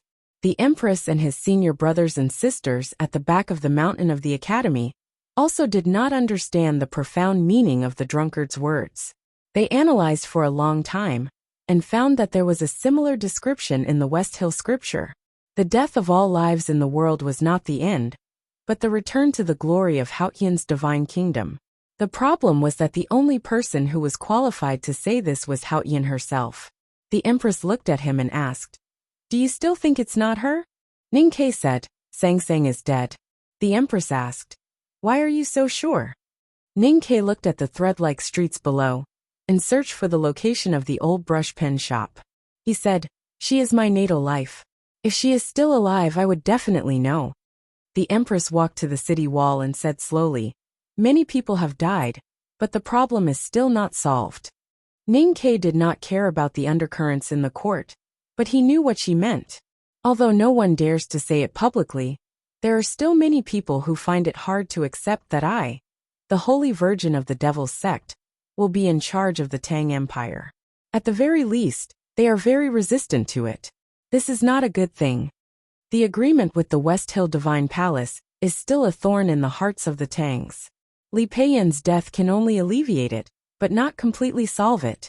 Because all the Tangs know that I am the one who keeps my word in the palace. The Li family has ruled the Tang Empire for thousands of years, and has been supported by the people for thousands of years.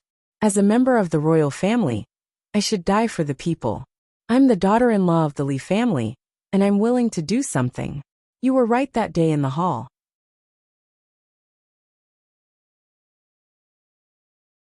Li Huiyuan is dead, and Li Yu only has her brother left.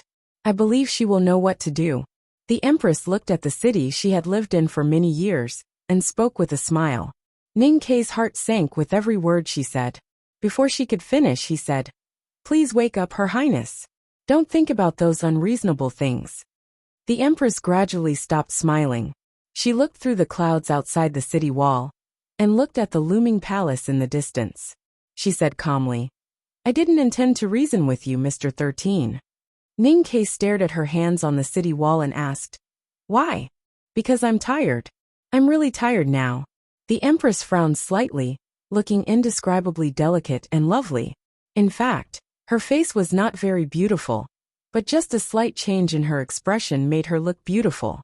It was only at this moment that people would remember that she was the legendary saintess of the devil's doctrine, who was the best at manipulating people's hearts. Many years ago, I was just a very ordinary girl by the Daming Lake. I don't know why the elders in the sect chose me as the saintess, and ordered me to go south to seduce the crown prince of the Tang Empire, waiting for the chaos.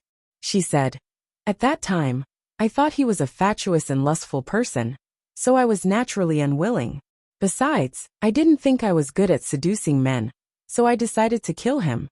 Ning Ke asked, "Your Majesty suffered a hidden injury at that time?"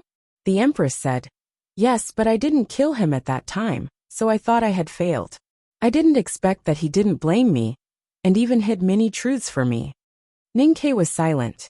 Although he knew that His Majesty was a person who valued relationships, he still couldn't understand why he would make such a choice back then.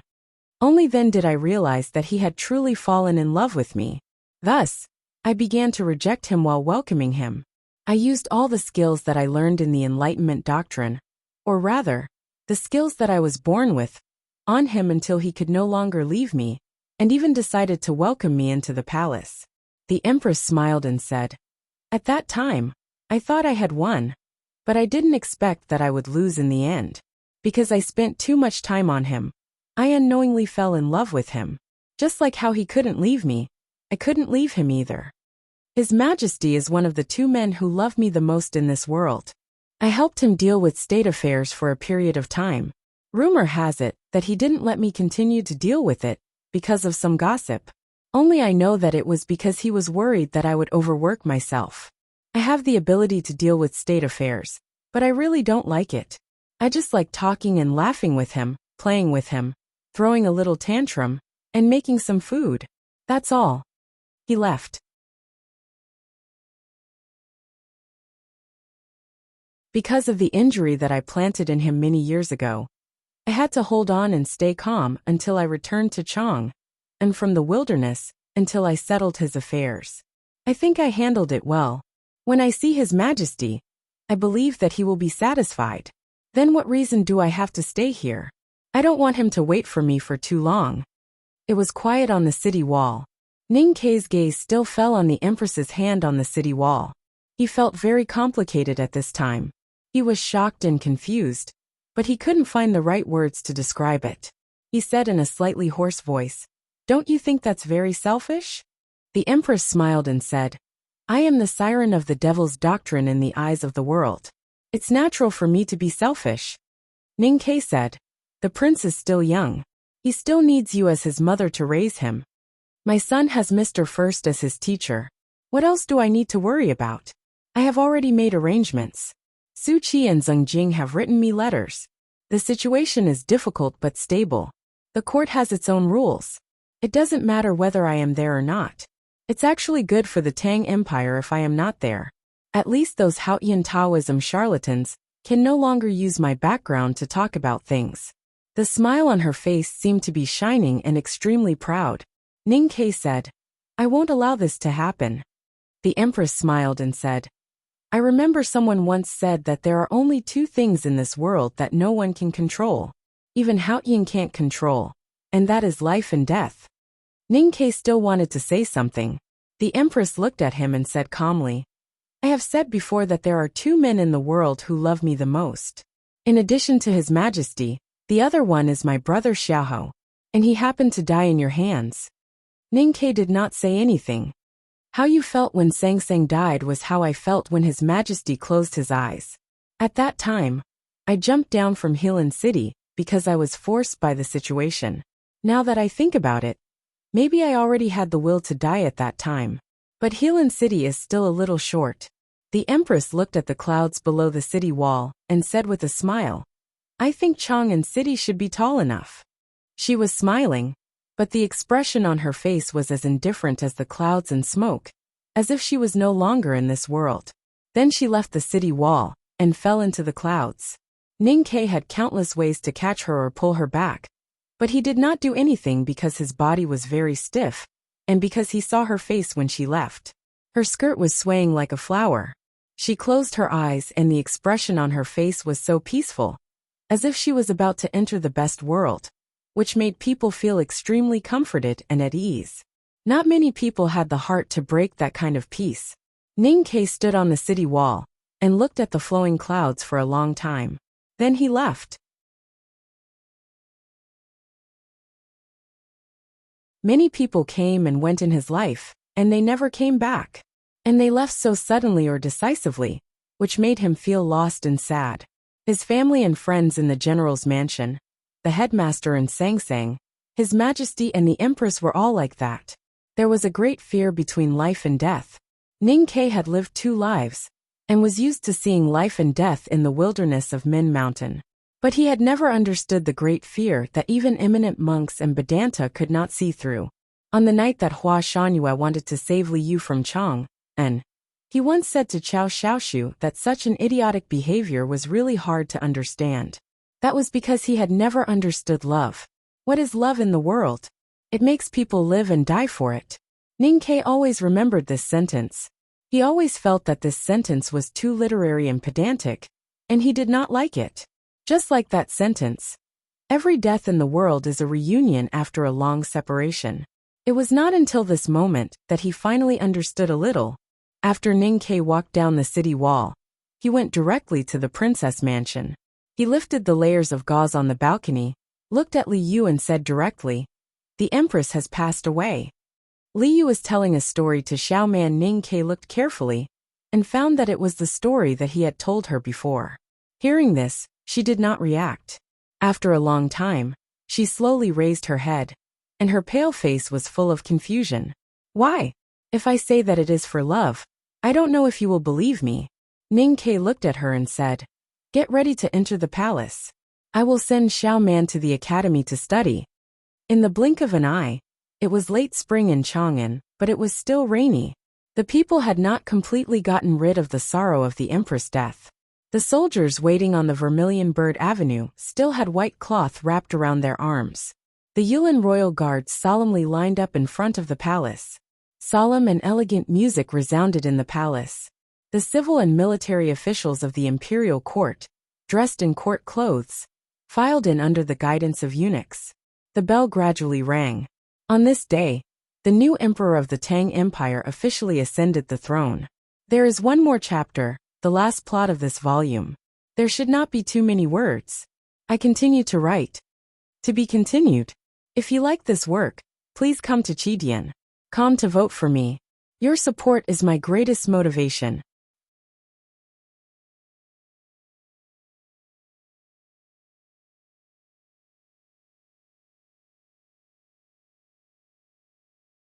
Chapter 832. It rained heavily during the Qingming festival. As time went by, Chang'an City really calmed down. Those who had passed away were not forgotten, but kept in the depths of their hearts. In the seemingly lively and joyful streets, there was an invisible force quietly accumulating, ready to burst out at any time. The officials in the court were fiercely debating about political affairs. Some military generals were impatient and came forward to propose a new plan, which led to a new round of debate. Shengguan Yangyu, who had been promoted from prefectural magistrate of Chang'an City to Grand Secretary of the Hall of Illustrious Persons a month ago, squinted his wretched triangular eyes and stroked his sparse goatee, fighting with the officials of the Ministry of Revenue again. A childish boy sat on the throne, listening to the officials' debate. Obviously, there were many things he did not understand, but his expression was focused and calm. Only his bright yellow robe, which was wrinkled by his two small hands, showed his nervousness and confusion. The newly ascended emperor would probably still be a playful child in the eyes of the common people. Being able to have such a steady performance already made the officials in the court very satisfied. Every time they thought of this, their gazes towards the wheelchair at the side of the throne became even more respectful. The wheelchair was very ordinary. It was a little dazzling in the solemn and magnificent hall of the palace. But because of the scholar sitting in the wheelchair, it was no longer dazzling. The scholar wore an old cotton-padded jacket and held an old book in his hand. He did not listen to the discussion in the court, but just quietly read as usual. However, many people in the hall had been paying attention to him. Even if the scholar was tired from reading and frowned, it would cause a lot of speculation. The little emperor was the same. He could sit on the throne, endure the boring government affairs, and at least appear focused and calm, because his teacher was beside him. The scholar was his teacher, the eldest brother of the academy. After the court meeting, the relevant memorials and files were not sent to the imperial study, but to a side hall in the depths of the palace. The little emperor also came at the same time. Li Yu lived in this side hall. With the death of the empress, there were no more disputes between the two factions. All the officials put their energy into government affairs and war preparations. The academy had no interest or ability in dealing with state affairs. As the royal sister, she was naturally the most suitable candidate. Now every day, she had to read memorials and read files. Most importantly, she had to teach His Majesty how to deal with government affairs. The empress was right before she passed away. She only had this one younger brother now. The academy did not restrict her movements, but for some reason, Li Yu rarely left her palace after she moved into the palace. As for the courtiers who were loyal to her, she had never seen them before. The spring rain fell in the imperial palace. After the officials walked out of the main hall, some of them could not help but look into the depths of the imperial palace, revealing a sorrowful expression. Most of them nodded to the imperial study not far away, before leaving the imperial palace. After a long time, the door of the imperial study slowly opened. Ning-Ke washed his hands in the copper basin carried by a palace maid and thanked her. He picked up the umbrella by the door and walked into the spring rain. At this time, the spring rain was no longer cold. It was just a lingering feeling. Moreover, the rain was so light that there was no need to hold an umbrella. Walking on the wet street was a special feeling. Ning-Ke could not leave the city now, so he was used to walking around the city. He went to the old brush pen shop and found that the wall had been repaired, but the old cat was nowhere to be found. Then he returned to the house by the Yanming Lake and looked at the thin willows and dewy lotus leaves by the lake. He was silent for a long time as usual. Eldest brother was in the palace, second brother was guarding the academy, and third sister had left. Master Huang Yang had not recovered after being seriously injured by the Abbey Dean. He left Chang, and the day before yesterday, and said that he wanted to go to the Xiankong temple again. But this time, he was not going to study Buddhism, but to ask the disciples of the Buddhism sect to solve some doubts in his heart. Many people had died or left, but there were always people who missed or were sentimentally attached to them. However, as Ning-Ke had once thought, not many people remembered Sang-Sang, except for the cat in the old brush pen shop, and the lotus in the Yanming Lake. The yellow-haired Sang-Sang, the black-haired Sang-Sang, the diligent Sang-Sang, the Sang-Sang that could be hugged in summer, and the ugly Sang-Sang were all easily forgotten. She was too inconspicuous. Whether she was the daughter of Yama, the successor of Light, or the incarnation of Haotian, she disappeared just like that. The maidservant brought a letter. Ning-Ke tore open the envelope and found that it was a return receipt from the letter office. There was a banknote that had been returned to him. He looked at the banknote and thought of many things. He closed his eyes and thought of many things again. He increasingly felt that he was really like a prisoner in Chang'an, and it became difficult for him to breathe. He thought for a long time, and finally walked out of the courtyard. He looked at the driver in front of the black horse carriage and said, "It seems a bit wrong to ask you to be my driver." The driver was Wang Jinglu.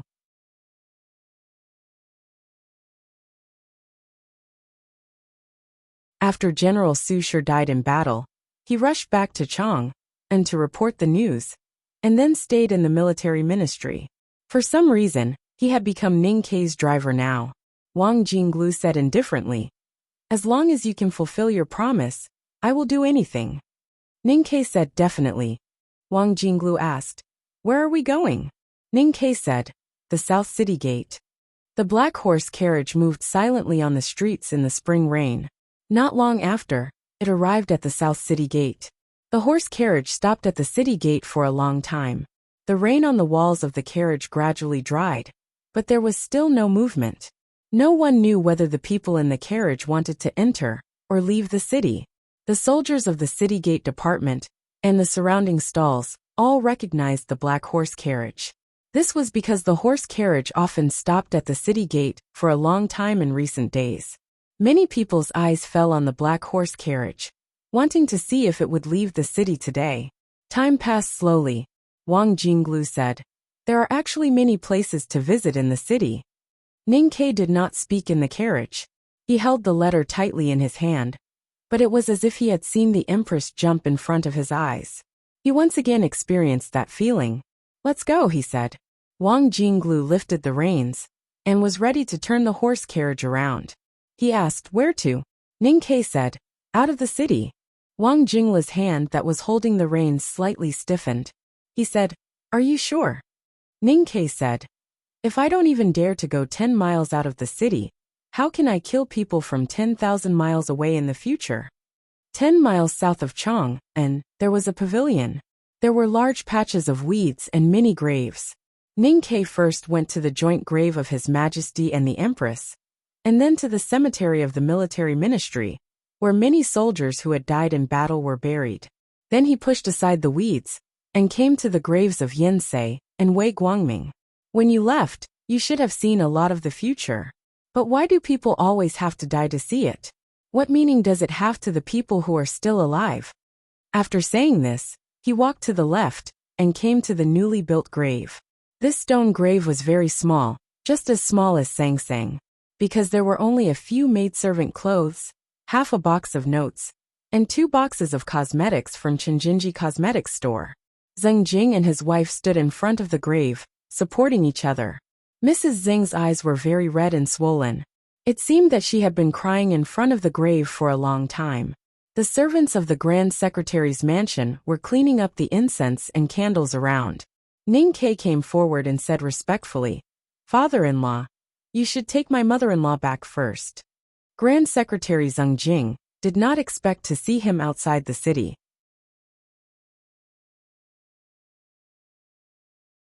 He was shocked at first, but then he understood the reason. He suddenly burst into tears and patted Ning Ke's shoulder with relief. The people of the Grand Secretary's mansion had returned to the city. Ning Ke stood alone in front of Song Song's grave. He took out the letter from his bosom and tore the note in half. One half was burned in front of the grave along with the receipt, and the other half was carefully put back into his bosom. Then he left. The black horse carriage approached Chang'an. He sat in the carriage and listened to the spring rain knocking on the window in silence. Suddenly, the wind came from the north. In this late spring wind, too much yellow soil in the north became yellow mud after being drenched by the rain. The rain was getting heavier and heavier, dripping down from the city walls to the ground like a yellow curtain falling over the city. He thought of the mud wall in the city of Wei. That note was sent to the city of Wei.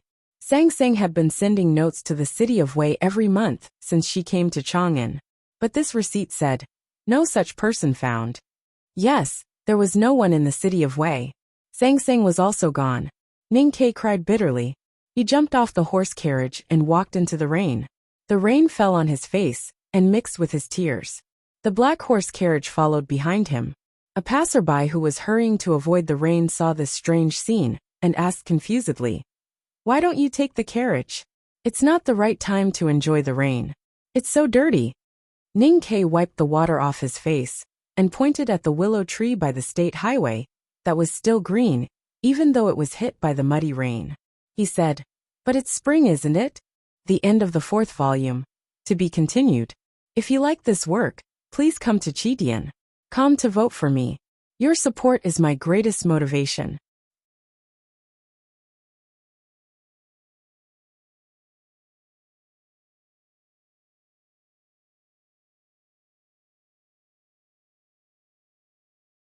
Chapter 833. Jiang Yi had already written 4 volumes. The first volume was about the empire in the morning. The second was about the lake in winter. The third was about the troubled times. And the fourth was about the year of the curtain. I liked the titles of these volumes very much, because the titles and the contents of each volume could be harmoniously combined. For example, the 3 cold lakes in the 2nd volume, the 2 autumns in the 3rd volume, and the curtain falling several times in the 4th volume. The curtain falling on people or the city. At the end of the volume, I was used to chatting with everyone, reviewing or explaining. But most of the time, I just wanted to chat. The first thing I wanted to say was that I liked the 4th volume very much, even more than the 2nd. I said a few days ago that I wanted to finish the content of this volume in a few days, and then I extended it a lot. It was not because I was reluctant to finish it, nor was it because I wanted to write more. It was because I thought about it carefully and moved the content of the next volume, which was mainly about the peace talks, to the 4th volume. Because I wanted this volume to end on the yellow sand, spring rain, and Qingming festival. Jiang Yi had been preparing to write 7 volumes since the year before last, because he wanted to compare the 7 volumes of the Tomes of Arcane in the Jishou Abbey. Now, because the plot was moved forward, and because I suddenly realized why I had to follow the Haotian Taoism, I decided to follow the path of the Academy's 6 arts, or 6 classics. The book was divided into 6 volumes. There were too many things I was satisfied with in the 4th volume. There was a Sang Sang on everyone's back, and they had to flee thousands of miles in the face of the world. The bowstring was broken like a mess of a zither. Eldest brother came to the White Tower Temple, the bloody battle in the quagmire, the war in the wilderness, and Ning Ke's dream became reality. The headmaster was really as high as the sky. He borrowed a sword from the south, And then he killed the giant golden dragon and the divine general. Then he waved his hand, and the wind and rain fell. He was indeed a great foodie. The three of them traveled around the world, thinking about this world, and told the story of the past. By the Sishui River, Song Song's white lotus feet and dark body finally had meaning. The headmaster ascended to heaven and turned into a bright moon. It rained heavily in the human world. Ning Ke howled like a wolf in the wilderness after the rain. Then the whole world attacked the Tang Empire. The moon rose from the verdant canyon. The eldest brother Wu Ju fought against the Abidine, the cicadas for 23 years. The hierarch became an idiot. Ning Ke beheaded the emperor and the millions of people in Chang and used their blades. Finally, the word appeared in the sky for the first time.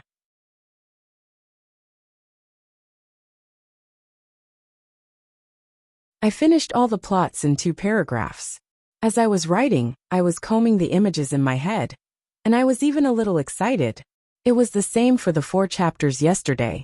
The Empress jumped off the city wall, which was decided at the beginning of the book.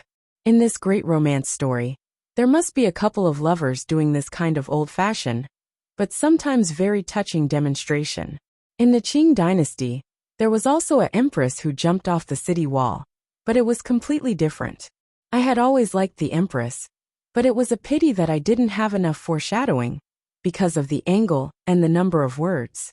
But there was no other way. If I really wrote those things thoroughly, people would definitely say that it was a joke. The drunkard conveyed the words to Ning Ke on behalf of someone. Every death in the world is a reunion after a long separation. This was seen from a grandmaster. Wang Jiawei's words. Every death in the world is a reunion after a long separation. It was indeed bitter. The reason why I wrote it this way was that I couldn't think of a better way to express it, and I thought it was more reasonable than the movie, because this sentence had a specific meaning in the story, instead of being purely emotional. As for what the truth of this sentence was, please refer to the 5th volume. As I said before, I liked all the titles, but I didn't know if I liked the 5th volume, because, until now, I hadn't figured out the title of the 5th volume. I was very anxious. The beginning of the last volume already made me anxious. It was really troublesome to have the two together. I was supposed to write it today, because I had used up today's holiday a few days ago. But after thinking about it, I had to stop writing for 1 day. I just made up for my debt, so I didn't want to owe more.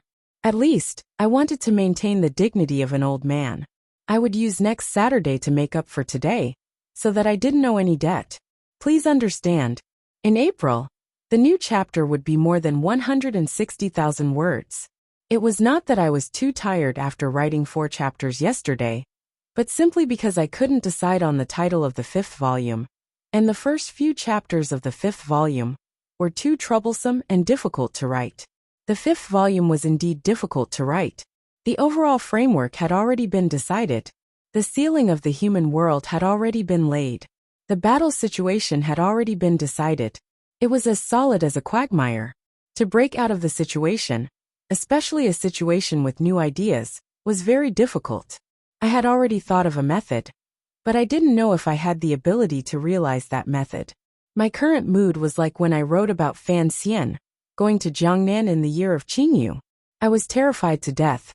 But looking back, this kind of panic was a very good thing, because the Jiangnan volume of the year of Qingyu was, without a doubt, the most solid.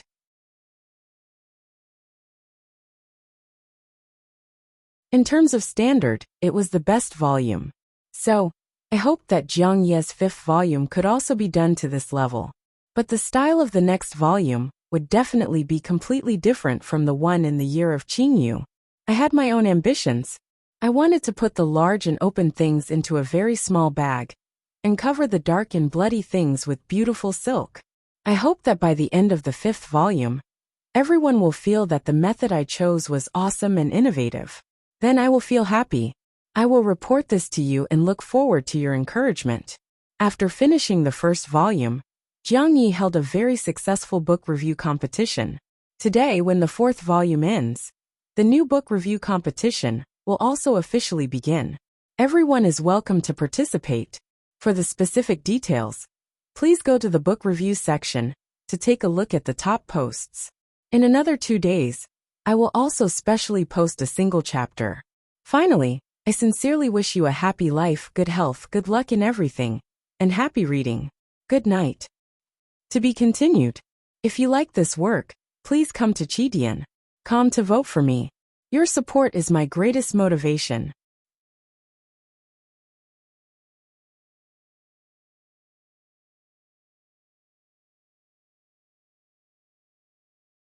Chapter 834. The gate of the divine kingdom was destroyed. The vault of heaven shook, and then cracks appeared. Countless white stones, neither gold nor jade, burst out from the cracks, pierced the blue sky, and fell to the human world with a whistling sound. Tens of thousands of meteorites with fiery tails fell on the quiet ocean, setting off terrifying huge waves and scorching hot fog. Countless birds and fish died, and their bodies rose and fell with the waves. Among the meteorites all over the sky, there was a stone that was different from the others. It was an almost transparent crystal. It drew a bright arc in the vault of heaven, and fell to the cold snow sea in the far north. It was almost the everlasting night here. The dark night was like a curtain. Under the dim starlight, one could see a majestic and terrifying snow-capped peak. The snow-capped peak was very high, and its peak seemed to pierce the night sky. The crystal-like transparent stone flew from afar, and drew a bright line in the air, illuminating the dark night sky for a moment, and then crashed into the snow-capped peak. With a boom, the thick snow that had accumulated for thousands of years fell down, revealing a piece of cliff stone. One could vaguely see a dark hole with a circumference of 10 feet, which might have penetrated deep into the belly of the mountain. The falling snow continued to fall, and it didn't take long for the hole to be filled up. The sound of the collision dispersed to the high night sky, the ice sea and the black sea on both sides of the snow-capped peak, and the world became quiet again. Except for the sound of the frozen trees cracking, the world around the snow-capped peak was absolutely quiet. This state lasted for a while, and suddenly there was a whistling sound of wind, followed by a heavy rain. This was the northernmost part of the world, the coldest and the darkest place. It had never rained for tens of thousands of years, but this rain lasted for several months, as if it would never stop. The heavy rain kept falling, and the snow on the surface of the hot sea was beaten into countless black holes, which looked like the exits of an ant's nest. The Black Sea on the other side of the mountain was also shaken by the heavy rain, and the ink-like seawater was covered with tiny bubbles of various shapes, which looked a little disgusting, but also like there were many schools of fish in it. At the same time, the snow on the snow-capped peak was constantly washed away, and the original color of the mountain was gradually revealed. It was a deep black, mottled with the remaining ice and snow. The heavy rain, which had lasted for several months, suddenly stopped at a certain moment. It was very sudden, just like the moment when the sky began to rain. The world around the snow-capped peak became quiet again. Suddenly, a hurricane came from the night sky and blew away the dark clouds, revealing the starry sky and the new moon.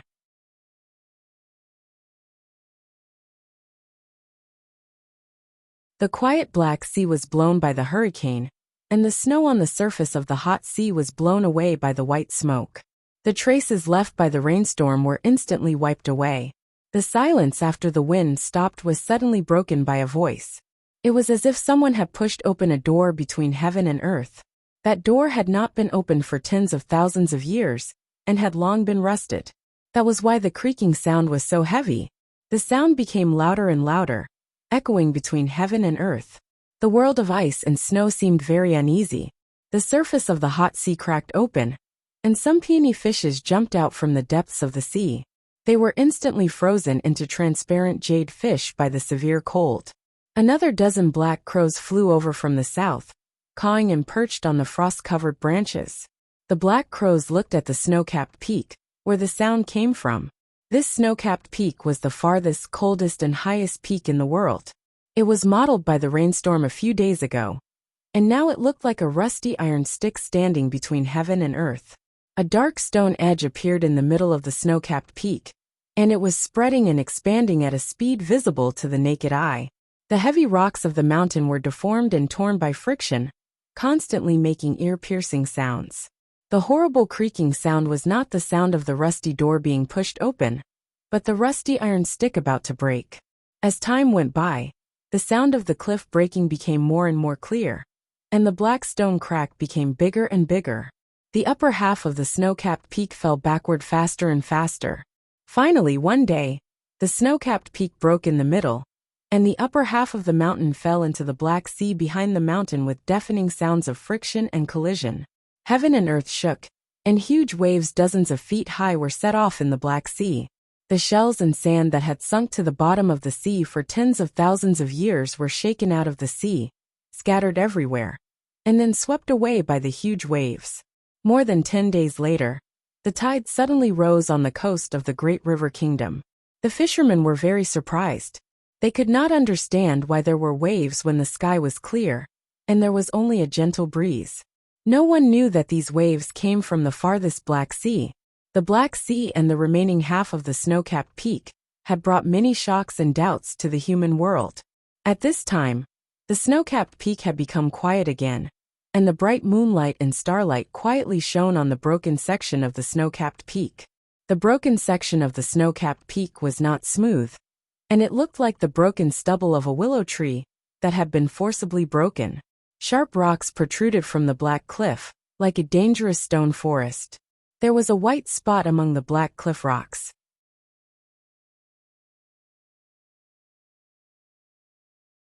It was a naked woman. Her skin was as white as fresh snow. No matter the warm moonlight or the cold starlight fell on her body, it did not leave any color, only pure whiteness. Her eyes were closed, as if she was sleeping. Her slender and slightly curled eyelashes did not tremble at all. Her appearance was ordinary, or it could be said that there was no special feature, and there was a childish feeling between her eyebrows. Compared with the ordinary appearance, her body was very special. Her skin was as smooth as satin, and there was not even the slightest scar. Her body was very plump, and under the moonlight and starlight, it had a jade-like texture. Among the black cliff rocks, it was like a snow-white steamed bun on a black porcelain plate. Her eyelashes fluttered, and she opened her eyes to wake up. She got up and looked around. She was very tall when she stood up, even taller than ordinary men. There was no impurity or emotion in her eyes, only the purest black and white. She noticed that the starlight between the cliffs was a little bright. She looked up and saw the bright moon in the night sky. This was the scene she had seen in her dream many years ago, and it was also the scene she hated the most. Therefore, she frowned slightly, and there was a trace of intelligence in her. She finally had the breath of life. The snow-capped peak was the highest place in the world. Even though a small part of it was broken, the cliff was still the closest to the night sky, which meant that it was the closest to the bright moon. She did not like the bright moon, so she decided to leave. There were many sharp rocks on the surface of the cliff. Even the most powerful cultivators in the world would find it troublesome to walk among them. However, she did not care at all. She walked casually, and when her bare feet stepped on the ground, a pure white lotus would appear under her feet, supporting her plump but seemingly weightless body. Between the black cliff and the snow-capped peak, white lotus flowers bloomed and lined up, forming a straight mountain path that led directly to the bottom of the snow-capped peak. She stepped on the lotus flowers, and her skin rippled. More than 10 black crows flew to the bottom of the snow-capped peak to welcome her return, or rather arrival. In their beaks, they held exotic wildflowers and green grass, flying around her nonstop.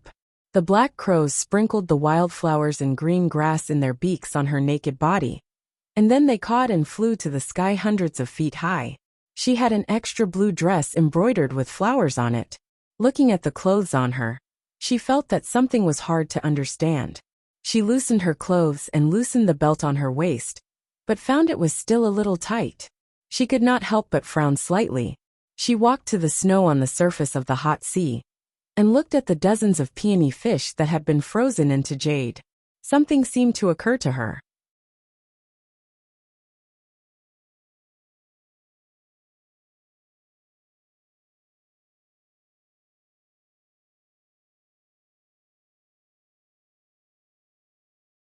After a moment of silence, she walked to the south. The white lotus grew on the soles of her feet. At the very beginning, She had walked 1,000 miles. In the next 2 hours, she had walked 300 miles. Then it took her a day to walk to the edge of the snowland. She found that she was moving slower and slower, and the aura in her body was getting more and more turbid. She frowned more and more tightly, and her transparent eyes were filled with some coldness and anger. She was not used to this filthy world, and she was not used to such a slow speed. What she was most unaccustomed to, and did not understand, was why her body was so plump.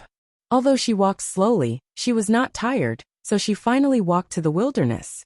She saw the wilderness after the rain, the yellowish autumn grass, and the few tents that emitted a rotten smell. This was a small tribe of the Golden Tribe Royal Court. Many people had died, and the rotten flesh on the bodies had been eaten by the beasts on the grassland. It seemed that they had been dead for many days. She casually glanced at the tents and saw everything clearly. The killer used a heavy iron saber, and was used to cutting people's throats. She frowned again, because she remembered the iron saber. She also remembered that the killer liked to cut people's throats with the iron saber, because he said that it was the easiest and the most reliable way. She was silent for a short while, and then stopped thinking about it. As long as she killed the killer and erased the history of the human world, those memories would naturally disappear. She felt a little hungry, so she found more than 12 bags of horse milk wine in the tent. She stood among the bones and drank all the wine. In her eyes, there was no difference between humans and grass, so there was no difference between these bones and her grass-woven clothes. Naturally, she would not have such a low-level physiological reaction as disgust. Moreover, she was a good drinker, and liked drinking. She drank more than 12 bags of horse milk wine in a short while, and her expression did not change at all. But when she looked at her plump body, she showed a look of disgust again. At this moment, there was a hurried sound of hooves and whistles outside the tent. It sounded a little messy. She listened quietly for a while, and then walked out of the tent. More than 12 cavalrymen of the Golden Palace galloped to her. Judging from their equipment, they should be the vanguard of the army.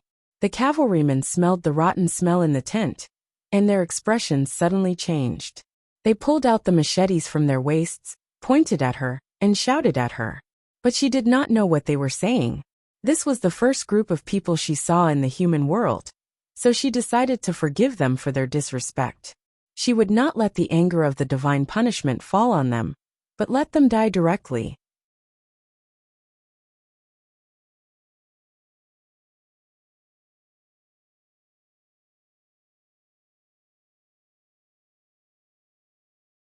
She walked to the cavalryman, without any emotion on her face. Volume 5 title Stroke of Genius. It took me half a night to come up with this, and I am very satisfied. The more I read, the more I like it. It is so appropriate to the content of this volume. What a stroke of genius! There are still 3 hours before midnight, and I am only 200 votes away from the top 4, and 400 votes away from the top 3. Students, such an interesting thing can be done. I am going to write the second chapter, and the title of these chapters must be very interesting. Continue to ask for monthly votes, and next month's monthly votes. To be continued. If you like this work, please come to Chidian.com to vote for me. Your support is my biggest motivation.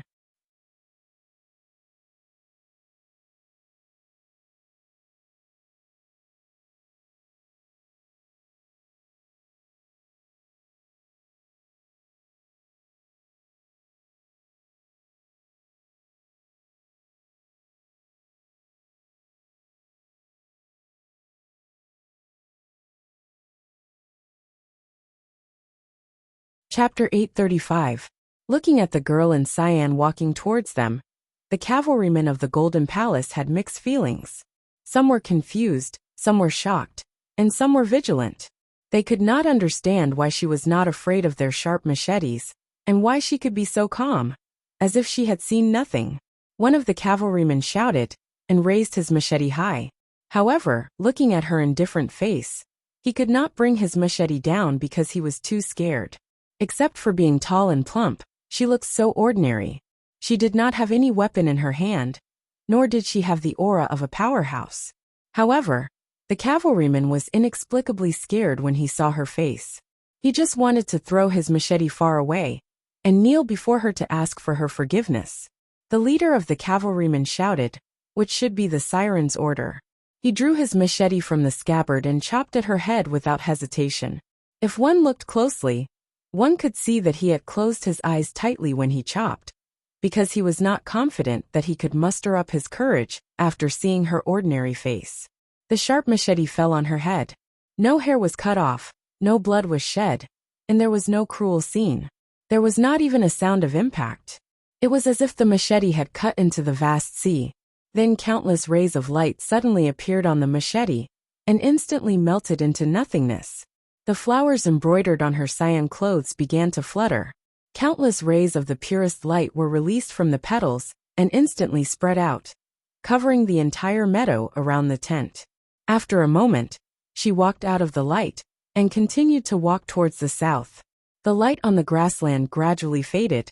More than 10 cavalrymen of the Golden Palace had fallen to the ground and were no longer breathing. So were the war horses. However, there was no wound or blood on them. The rancid smell in the tent had also disappeared. The rotten flesh on the corpses had all been melted, leaving only the clean bones. This was purification. The next day she met humans again.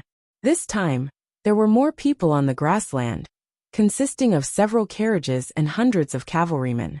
The hoofbeats were as dense as thunder. However, in her eyes, these humans were no different from the grass at her feet. Therefore, she continued to move forward as if she had seen nothing. An old man in plain grassland clothes sat in the carriage, looking at the grassland scenery outside the window in silence. He was the most respected nation master of the Golden Palace. After leaving Healan City, he had been cruising in the depths of the grassland. Apart from thinking about something, the main reason was that he did not want to follow the ambitious Chanyu to the south. In his opinion, the Golden Palace should not intervene in the war against Tang. The fiercer the Central Plains was, the more peaceful the grassland would be.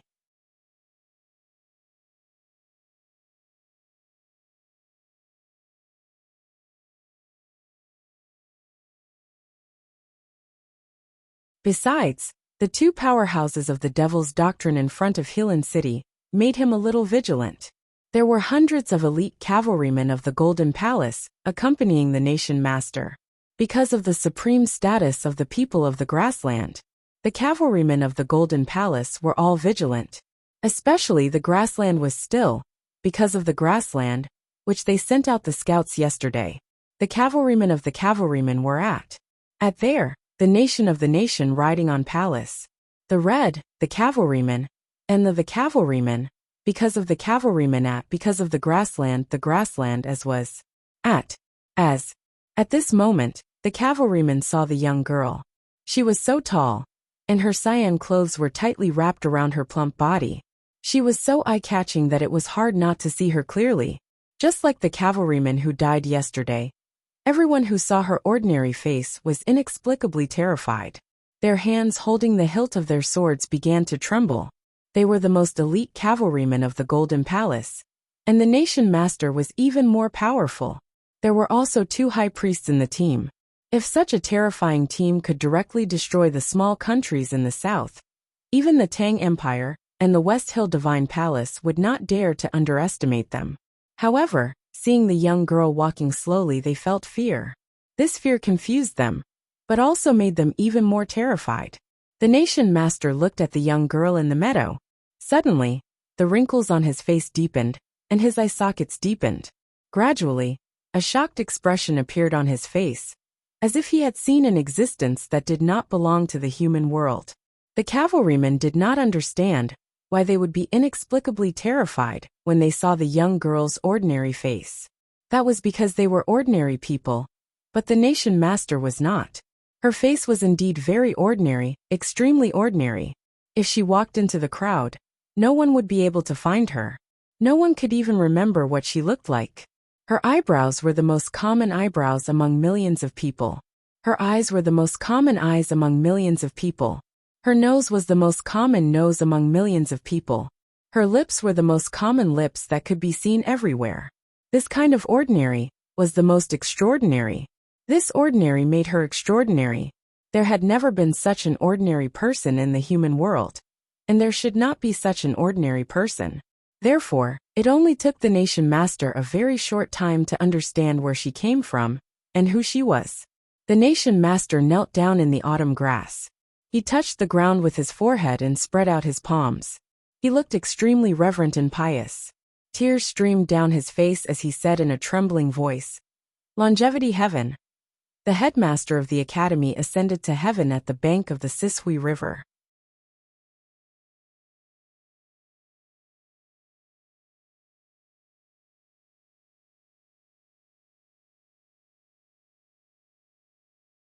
He first threw Ning-Kei to the distant wilderness in the north, and then went straight to the blue sky with the light.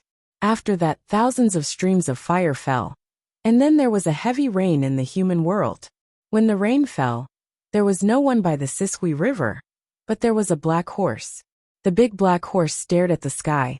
Until this moment, it still did not understand what had happened before. Why did the little black girl suddenly become so beautiful? Why did the old man suddenly become an immortal? And why did Ning-Kei the idiot fly? The rain continued and gradually became cold. The big black horse kicked its hooves in confusion, kicking up a lot of wet mud. Then it lowered its head and snorted weakly. The big black horse did not leave, but waited by the Sisui River. It wanted to wait for Ning-Kei to come back. It was worried that if it left and Ning-Kei could not find it, he would be very anxious. Of course, the most important reason was that if Ning-Kei did not come back, the carriage made of stainless steel was too heavy for it to drag back to Chang'an. Well, if Ning-Kei really came back, it was willing to drag the carriage back to Chang'an, even if it was a little hard, as long as that guy really came back. The rain did not stop. The big black horse waited in the rain by the Sisui River for a day and a night. Its wild mane was soaked like a rag and hung on its neck, looking very miserable and pitiful. It was very dissatisfied with the willow trees planted by the Sisui River.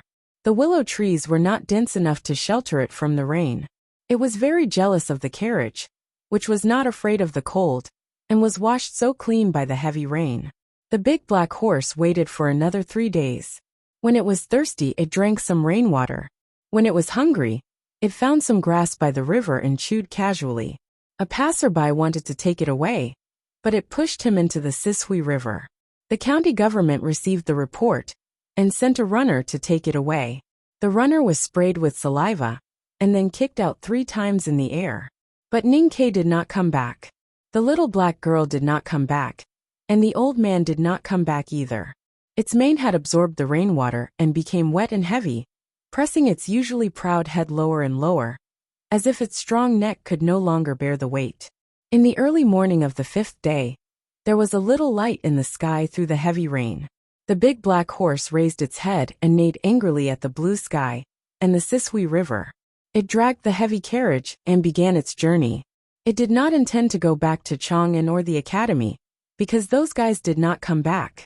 And it had faintly sensed that those guys probably would not come back. The big black horse decided to go to the wilderness. It still remembered that when it crossed the quagmire, it had met a senior from the academy there.